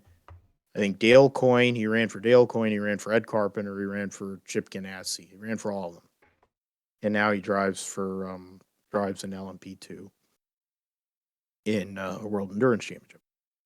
Logan Bearden driving AM Racing number 22. Colin Garrett will be in the number 30 for On Point Motorsports. Mason Massey and Mason Filippi for Rium Brothers. Ross Chastain will be running the number 41 this weekend, getting some extra seat time, even though he is the defending race champion in the Cup Series there. And Kyle Busch is in this race. So that's something to look at. Parker Kligerman is back in the Henderson Motorsports 75, and they won at Mid Ohio last year, so that's someone to look at. But I'll let you go first, Josh. I've been talking for a little bit. I need a second. So, your thoughts on this race, this truck race? Third time they've ran at Circuit of the Americas. A couple of years ago, it was just a disaster rain situation there. This year, who knows what the weather will be, but hopefully be a lot better. Who are you looking at in regards to a winner and a wild card for this deal? Yeah, I mean, I think for this race, it's going to be interesting to see how it plays out among the regulars in this field versus the ringers, including Cup guys like with Kyle Busch, Bowman, and Ross Chastain. So honestly, I look for all three of those guys to be up towards the front in this one. Parker Kligerman's also a good pick here because he's really impressive in that road course win at Mid Ohio last year. So um, I'm gonna go with Alex Bowman. I like him at this race last year, and I think if things go right for him, I think he can win this race. Obviously, the number 7 Spire car. I mean, I have to feel like that they're getting some kind of help from Hendrick here in development. You think Obviously, so? Yeah. yeah. Um, obviously, HendrickCars.com sponsoring the car. I mean, last year they started up front in this event. Well, not up front, but Alex Bowman did lead the first lap this race last year, and he was in contention to win on the last lap. And then furthermore, he was in contention to win the Cup race on Sunday. Before Allmendinger and Chastain got into it. So yeah, I'm gonna go with Bowman, the showman, as the winner here. Wild card. Let me get the picks back up, the entry list. Wild card, I'm gonna go with Ed Jones wild card here. Obviously, IndyCar experience at this racetrack. The 1 year that they ran at COTA in IndyCar.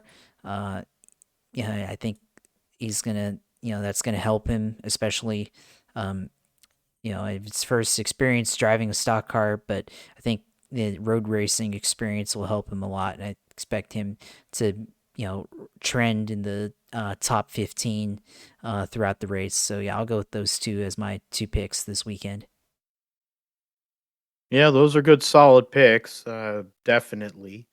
Uh, in terms of picking Bowman, it's a good, safe one. And I'm going to pick another safe one. I'm going to pick Kyle Busch.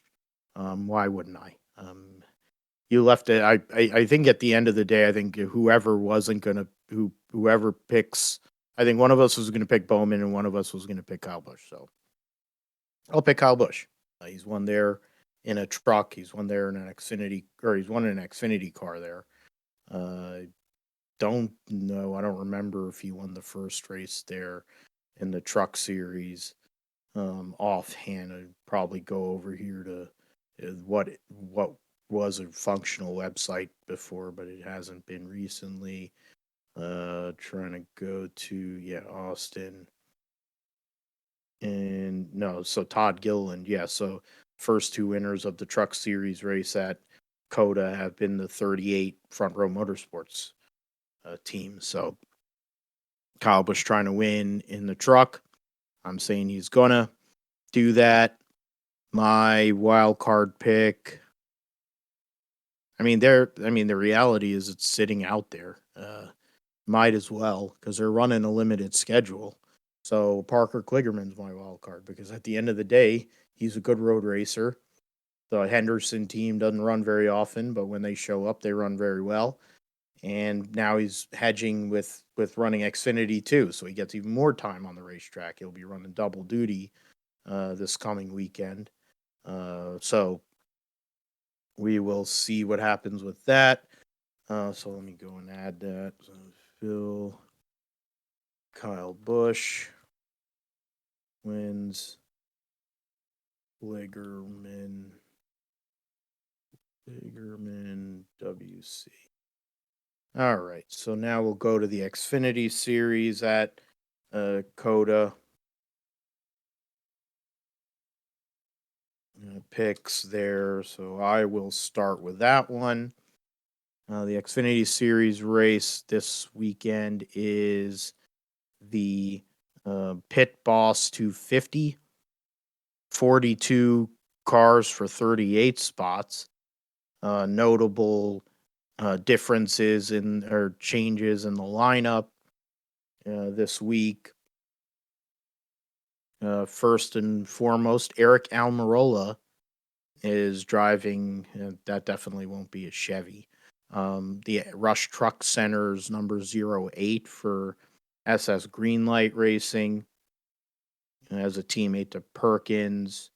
Smithley, I think they had put Smithley in that 4-car thing last week. So AJ Allmendinger will be driving the 10 this week for Colleague, with Celsius on the side.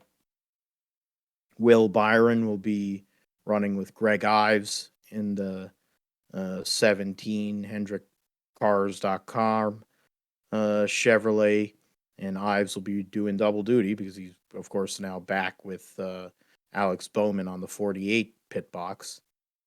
And Keebler Gibbs is going to be driving the 19 for Gibbs, of course.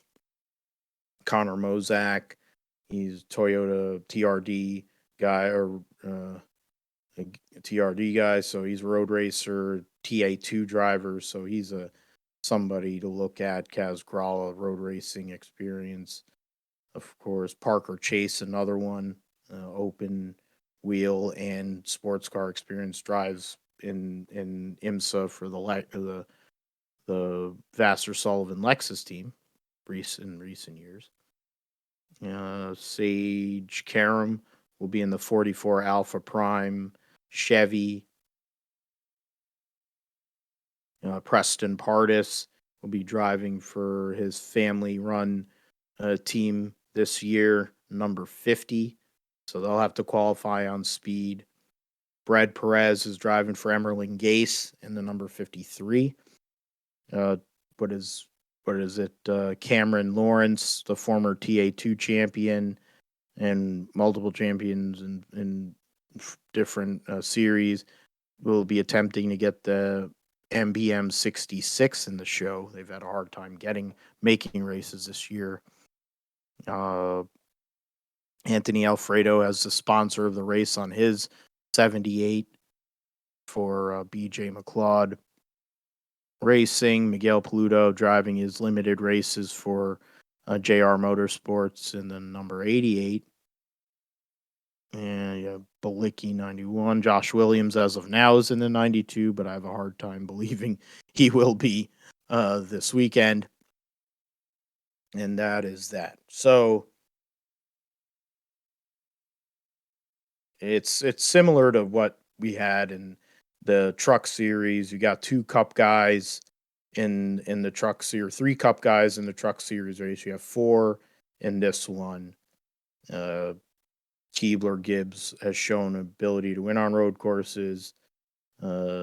not so much Will Byron or Eric Almirola, but I know one guy who can win on road courses, and his name is AJ Allmendinger. So I'll pick AJ Allmendinger. It's been kind of a iffy start to the year for Colleague. I mean, Daniel Hemrick is not doing much for his own PR or well being with some of the moves he's been making this year. The 10 car has been on and off this whole entire season. Chandler Smith's doing solid, but it's been there's probably we're hoping for more out of that whole organization. So AJ Allmendinger is my pick to win, and my wild card will be Connor Mozak and the Sam Hunt 24 because they have points, so they're likely to make the show. I would have taken Cameron Lawrence because he won in a TA2 in a Dodge Challenger, and his teammate was one young Tom Kendall. Back at that point, he was older Tommy Kendall, but he won in a blue Dodge Challenger, and that was one of the last Dodge programs that was fully factory supported. And he's won other championships over the years, but I have a hard time believing the 66 can make the show if something happens. So I would have probably picked him, but I'm going to go and pick Connor Mozak to be the wild card for me. What are you thinking there, Josh? Well, I mean, Ty Gibbs is in this weekend in the 19, and obviously he needs experience on this track for his Cup. I mean, it's gonna be a debut for him on the Cup side. So I'm gonna go with Ty Gibbs. Obviously, he's shown some pretty good road racing experience, going back to his win on Daytona Road Course back in 2021. Um, and he's been pretty good at some of the other road races throughout in the Xfinity series throughout his career there. Uh, so I'm gonna go with Ty Gibbs this weekend. And obviously, Joe Gibbs Racing, in their their cars have been pretty good. And obviously, he won the pole last year. Won at Road America also last year. Um, Qualified second at Watkins Glen, so he's knows his way around how to road race, and has had overall pretty good record in his career so far in Xfinity at this track, or well at these type of tracks. Uh, wild card, um, wild card. I don't know. A lot, a lot here. You know, I'm gonna go wild card with. It's tough. There's a lot of good picks here, a lot of unknowns. Uh, I'm gonna go with Sage Karam. Why not? Uh, he's also another IndyCar guy, but he's more of a oval IndyCar guy than he is a road racer. But he has road racing experience as well. And this, you know, one of the races on his limited schedule. So go with another IndyCar guy as a wild card for Xfinity this weekend. Solid pick. He was running up front at Road America last year, and then he got hooked by Noah. um, Gagson. So I mean, it's not out of the realm. The Alpha Prime team, I think they circle road courses and the super speedways amongst the tracks that they have a chance at, kind of like the likes of what do you call Jeremy Clements or some of the smaller efforts in the series, uh, for sure. The main event, of course, is the Echo Park Automotive Grand Prix for the NASCAR Cup Series. There will be 39 cars so there won't be any issues with qualifying. Everybody will make the show.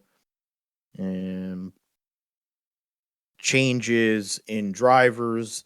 The first one, of course, is Jordan Taylor, the Corvette Racing driver, Rodney Sandstorm, whichever way you want to call him. He's going to be driving the number 9 Unifirst Chevy for Hendrick, aka Clyde's car.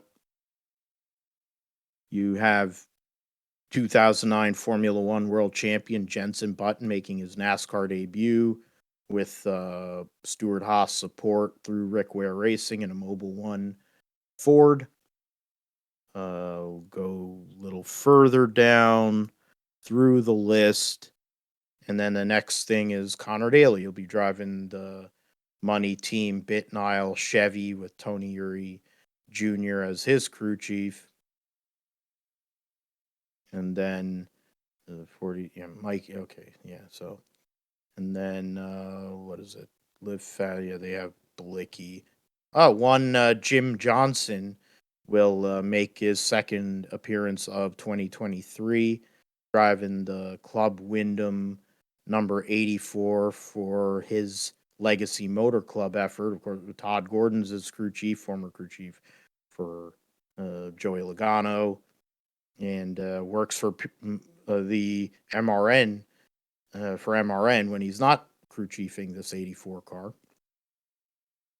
And then the 91 will be 2007 Formula One world champion Kimi Räikkönen, driving his second career Cup race for Trackhouse and Project 91 with Darian Grubb as his crew chief. So they'll have 3 cars this week. Legacy Motor Club will have 3 cars this week. So and then you'll have an F1 world champion driving for Rick Ware Racing. Last year, they had Joey Hand run all those races, and he did pretty well, honestly. And that was with the stage breaks. And that's one thing that has changed with road racing now this year. They are going to give stage points at certain spots, but they are not going to throw yellows. They're going to let the race go and work organically. So the way road courses used to work is whenever your pit window opened, you'd go and take a pit stop, trying to hedge for full course yellows and all that stuff, trying to make it on the least amount of pit stops. So that level of strategy is back. Though when they do have cautions, they will have a choose cone, choose rule, which will be different than any other than they've had at road courses before. So that's also something to look at. A couple of big changes coming in there. I will leave because usually I run through the sponsors because it's only 36, but there's the changes there.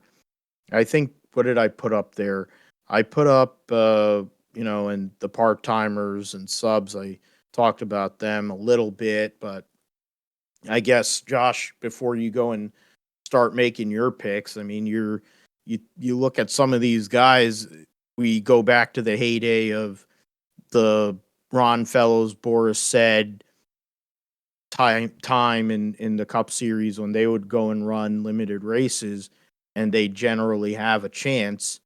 Boris Said when he was driving for MB2, even driving for himself if he could actually make the show with the weather always affecting him.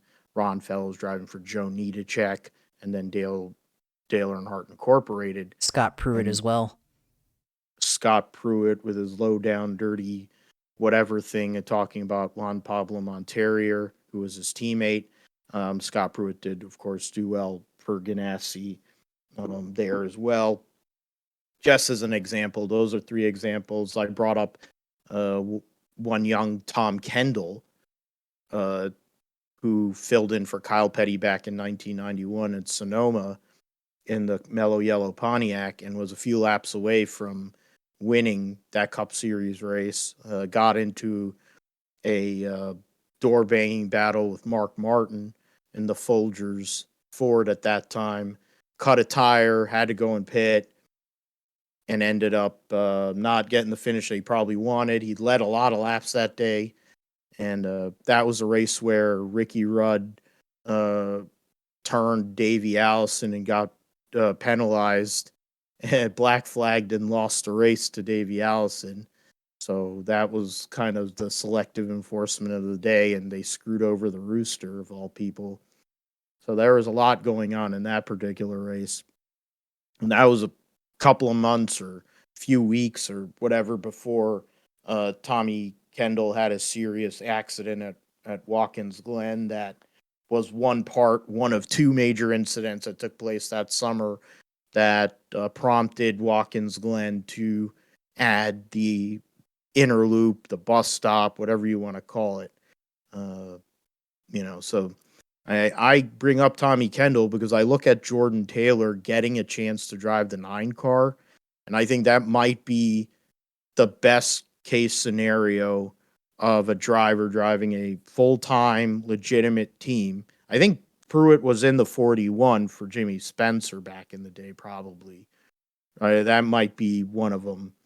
And then Ron Fellows is driving the 1 car for DEI. Yep. Granted, good cars, but you're talking about the lead car at Hendrick Motorsports, who is the biggest team in the sport, essentially. And that's the car of the guy who has made his name essentially winning road races, and William Clyde Elliott II. Albeit it's not the same team because, what do you call, Gustafson suspended, other people are out, but I think that's the best case of a ringer getting into a top flight vehicle in what amounts to like 30 years, 30 something years, in my opinion. But what are your thoughts on that and some of the other guys that are going to be coming over here to run this race? It's going to be a worldwide deal. Hell, Gunther Steiner is going to be in the booth with Kurt Busch. So you're going to have a whole bunch of cursing going on there between Kurt Busch and Gunther Steiner. No, yeah, I like that. Gunther's going to be in the booth for this one. It should be an interesting broadcast. I mean, seeing how his personality is, and if you watch Drive to Survive, he's pretty entertaining there with how they followed him over the years on that show. But I'd like also, you mentioned all the road racers coming in here. I like that, after a long period where in NASCAR where they didn't really have any road ringers come into this series.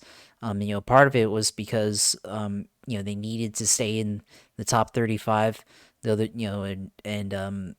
also because they were trying to keep owners points, but then there was also the extra entries. Remember the Ganassi had the 39 car for Pruitt a couple of times. I think Fellows ran the 81 for DEI maybe 1 year or two, I think. But also drove the 1 car.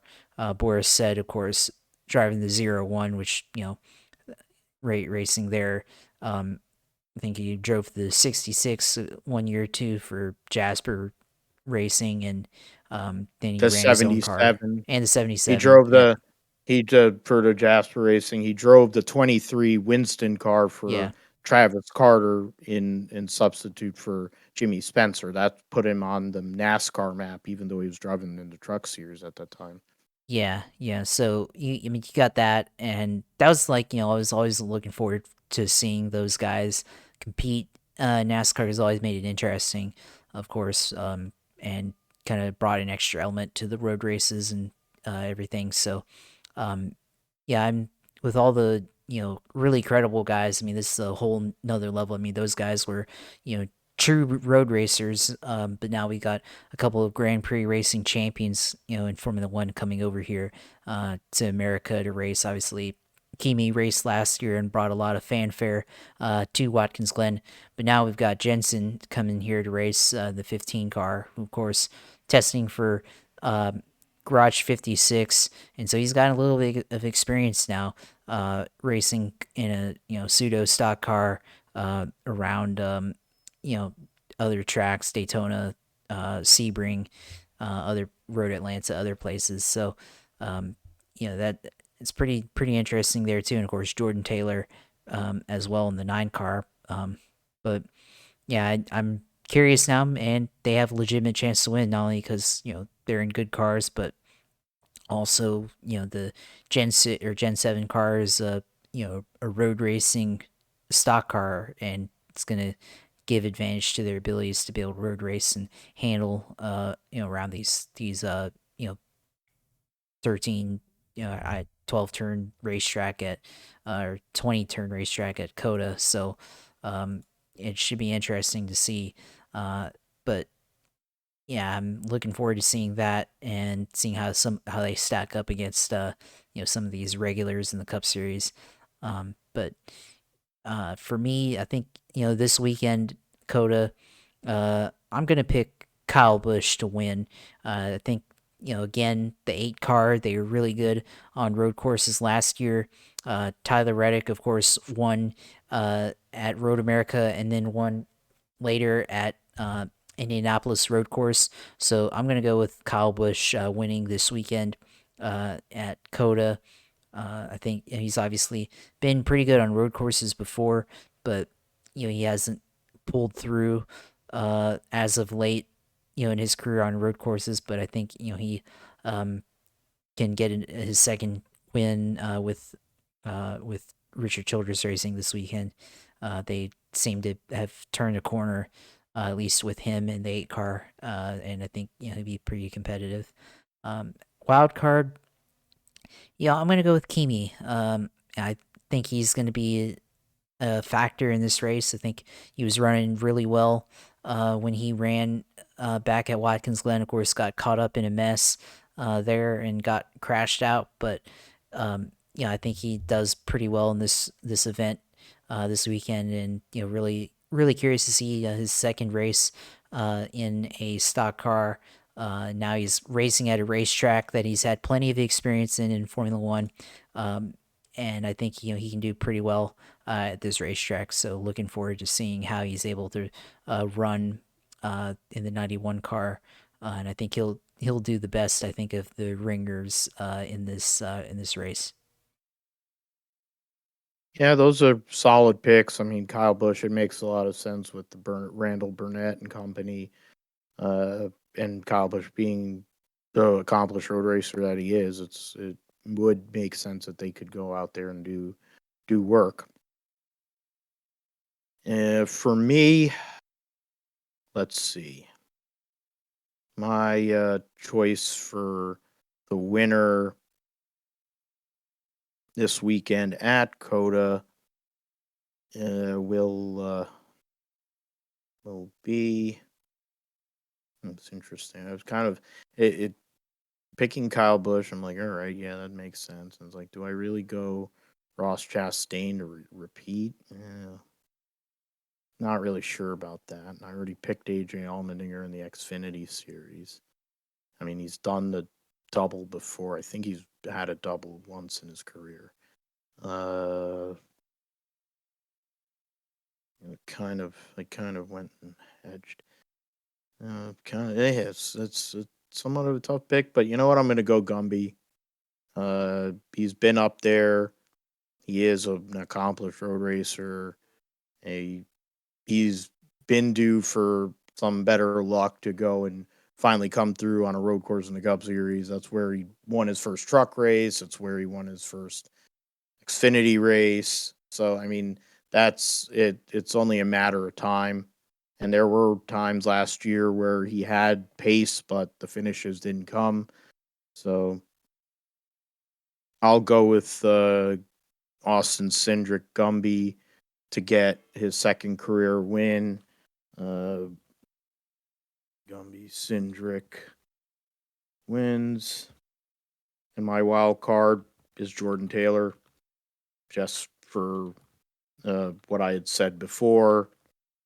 I mean, Rodney Sandstorm, he's dreamed about being Jeff Gordon. Well, he gets to work for Jeff Gordon.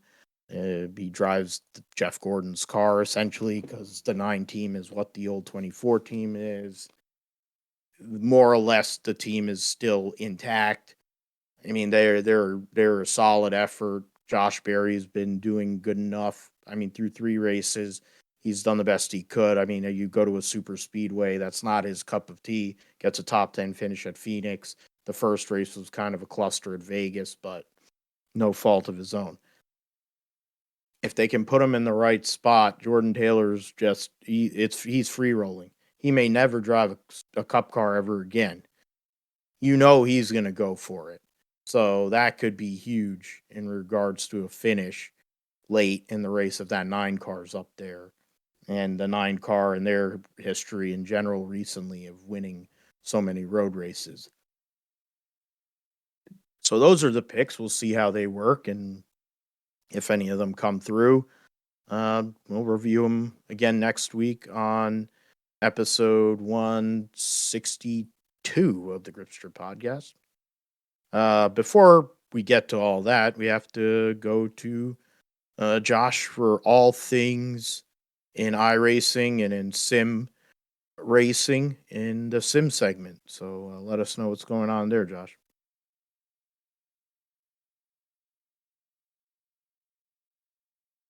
On mute. Yeah, as always, of course, I think with the sim segment this week, started off with something a little bit interesting.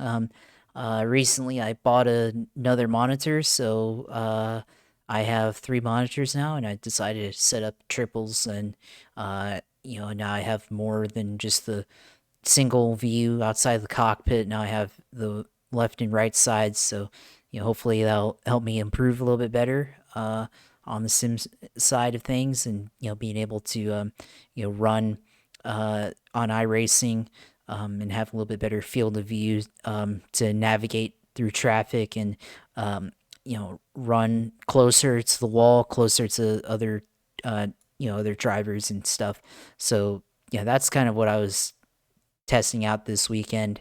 Took a little bit to set it up and everything, but um, liking it so far. Although I'm trying to still, I think my eyes are still trying to get used to it because it's a wider, view with the left and right sides, and so just trying to get my eyes used to it, I guess, and everything, and not feel disoriented, I guess. So not really feeling that much, but I knew maybe if I did it for an hour, I don't know how I would feel. I only did it for maybe like a half hour at most, or anything like that, or not an hour, but maybe longer. But so I'm trying that out right now, and everything. So liking it so far, like I said, and hoping to be a little bit more competitive on that side and everything. Because I know a lot of really good sim racers, obviously, and people who are able to do it. They run triples and everything. So it's a pretty good investment there, I think. Um, Otherwise, I mean, I did do the Cup car, the old Gen 4 Cup car at Homestead. Ran that a couple times, I think, and it was definitely an experience for sure. The Cup car, you know, really hard to get back to the gas on corner exit like it should be. You try to get back to the gas, and then car starts to turn loose and everything. So you really got to be careful on throttle and save the tires throughout the race. And that's exactly what I tried to do. I think I came in like 10th or 12th, I think. So it wasn't like a really great result, but it was really tough and everything. So sometimes that's how it goes. But really enjoyed running in that car this weekend. Or this past weekend, did a little bit of racing on Charlotte Roval in the GT4, the BMW GT4. So trying out that car as well. Seemed to like it a bunch there. So looking forward to trying to do that one a little bit more. Let's see. This week, of course, now the new season of iRacing underway, season 2. This week, of course, you got the NASCAR series all at Circuit of the Americas on iRacing this weekend or this week. So should be interesting there. Um, got, let's see, the other series, 87 cars at Talladega. So that should be always fun. Always try to get into that one, throughout the weekend, throughout the week. Oh yeah, now I also tried the Formula Ford as well, so I forgot about that one. But they released the Formula Ford recently on iRacing, and tried that one out. Didn't race, but just tested at Laguna Seca. So I like the handling of that car and everything, and was able to set pretty good lap times pretty quickly. Toyota GR86 car, Gazoo Racing at Lime Rock Park this weekend or this week. So that's another probably try to take a look at. Let's see. Trying to see where's the Cup, the 87, not the 87, but the regular Cup car from the Gen 4 Cup car. Let's see if I own. Maybe it's a track that I don't own car. Uh, Gen 4 Gen 4 Cup car. Where is that at? Uh, can't find it. There's so many series here. I don't know. Can't. Oh well, Arca is at Michigan, so that might be something to try out. Oh, Gen 4 at Richmond. So that's I don't have Richmond, so that's probably why I didn't see that there. So, but the schedule for the Gen 4 Cup car, let's see schedule Richmond this week, and then Charlotte Oval next week, then Bristol Motor Speedway, Daytona in a couple weeks, week of April 11th, the week after Easter, April 18 at Auto Club, Dover, Atlanta, Talladega, Nashville Super Speedway, Darlington, Texas, 2009. So that's the schedule for the Cup car on iRacing for the old Cup car. So looking forward to trying out that one a little bit more in the coming weeks, of course. IndyCar, the current IR18, of course. Um, open wheel uh, road or oval track. Let's see. Open wheel C at New Hampshire Motor Speedway. I also don't have that track, so might be a little bit. Although Cars Late Model Tour, the late model car from that they just released racing at North Wilkesboro, so maybe I gotta go get my Dale Jr. North Wilkesboro shirt and put that one on and race at that one this week at some time. Might have to do that. We'll see. Um, got got a lot of series, of course, a lot of races that be able to run this week. So um, yeah, I think yeah that's pretty much it for sim racing. Just trying out different things. Got a little bit addition to the setup here that I think will help me be better and everything. So looking forward to doing that a little bit more this week. Of course, as always, when I um, stream at Twitch TV slash USailor2. Go in there and watch all my streams and everything, and I'll make sure to try to let you all know when I try to stream and can go in there and watch my racing and everything. Don't think I'll have the triple screen set up on on the stream. That might be a little bit tough to get on there because I definitely use up a lot of resources trying to stream all three screens. I don't think you need to see all three screens to watch my stuff, but it's there, of course. So I'll try to stream whenever I can this week. Probably towards the end of the week, a little bit busy with work this week and everything. So you'll see there. But yeah, that's where I'll have all my stuff. And of course, my personal Twitter, JP Huffine. Go on there, follow my stuff, all my thoughts and everything on the races and everything else I like to talk about. Go in there and follow me, of course, and then our YouTube page at Gripster Podcast. Go on there and see our video format of everything that we do on here on this show. Go in there and watch or listen and listen to the whole deal there. So go in there, subscribe, like, comment, subscribe onto that channel and see our stuff there. So yeah, I mean that's it for me this week. Of course, we did talk about basketball, of course, a little bit. Got my bracket, of course.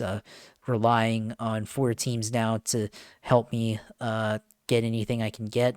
I have teams that I think can help me that are still alive: Texas, Alabama, UCLA, and Tennessee. I need to win this next round to at least have something left, or else my bracket is completely dead. So didn't really do good this year in the bracket, but maybe still have a chance as long as all those teams win, and then UCLA goes all the way to that's who I picked. So to win the championship. So there's that. So yeah, that's all. That's all this week for me, of course. So let you Phil take it for the close.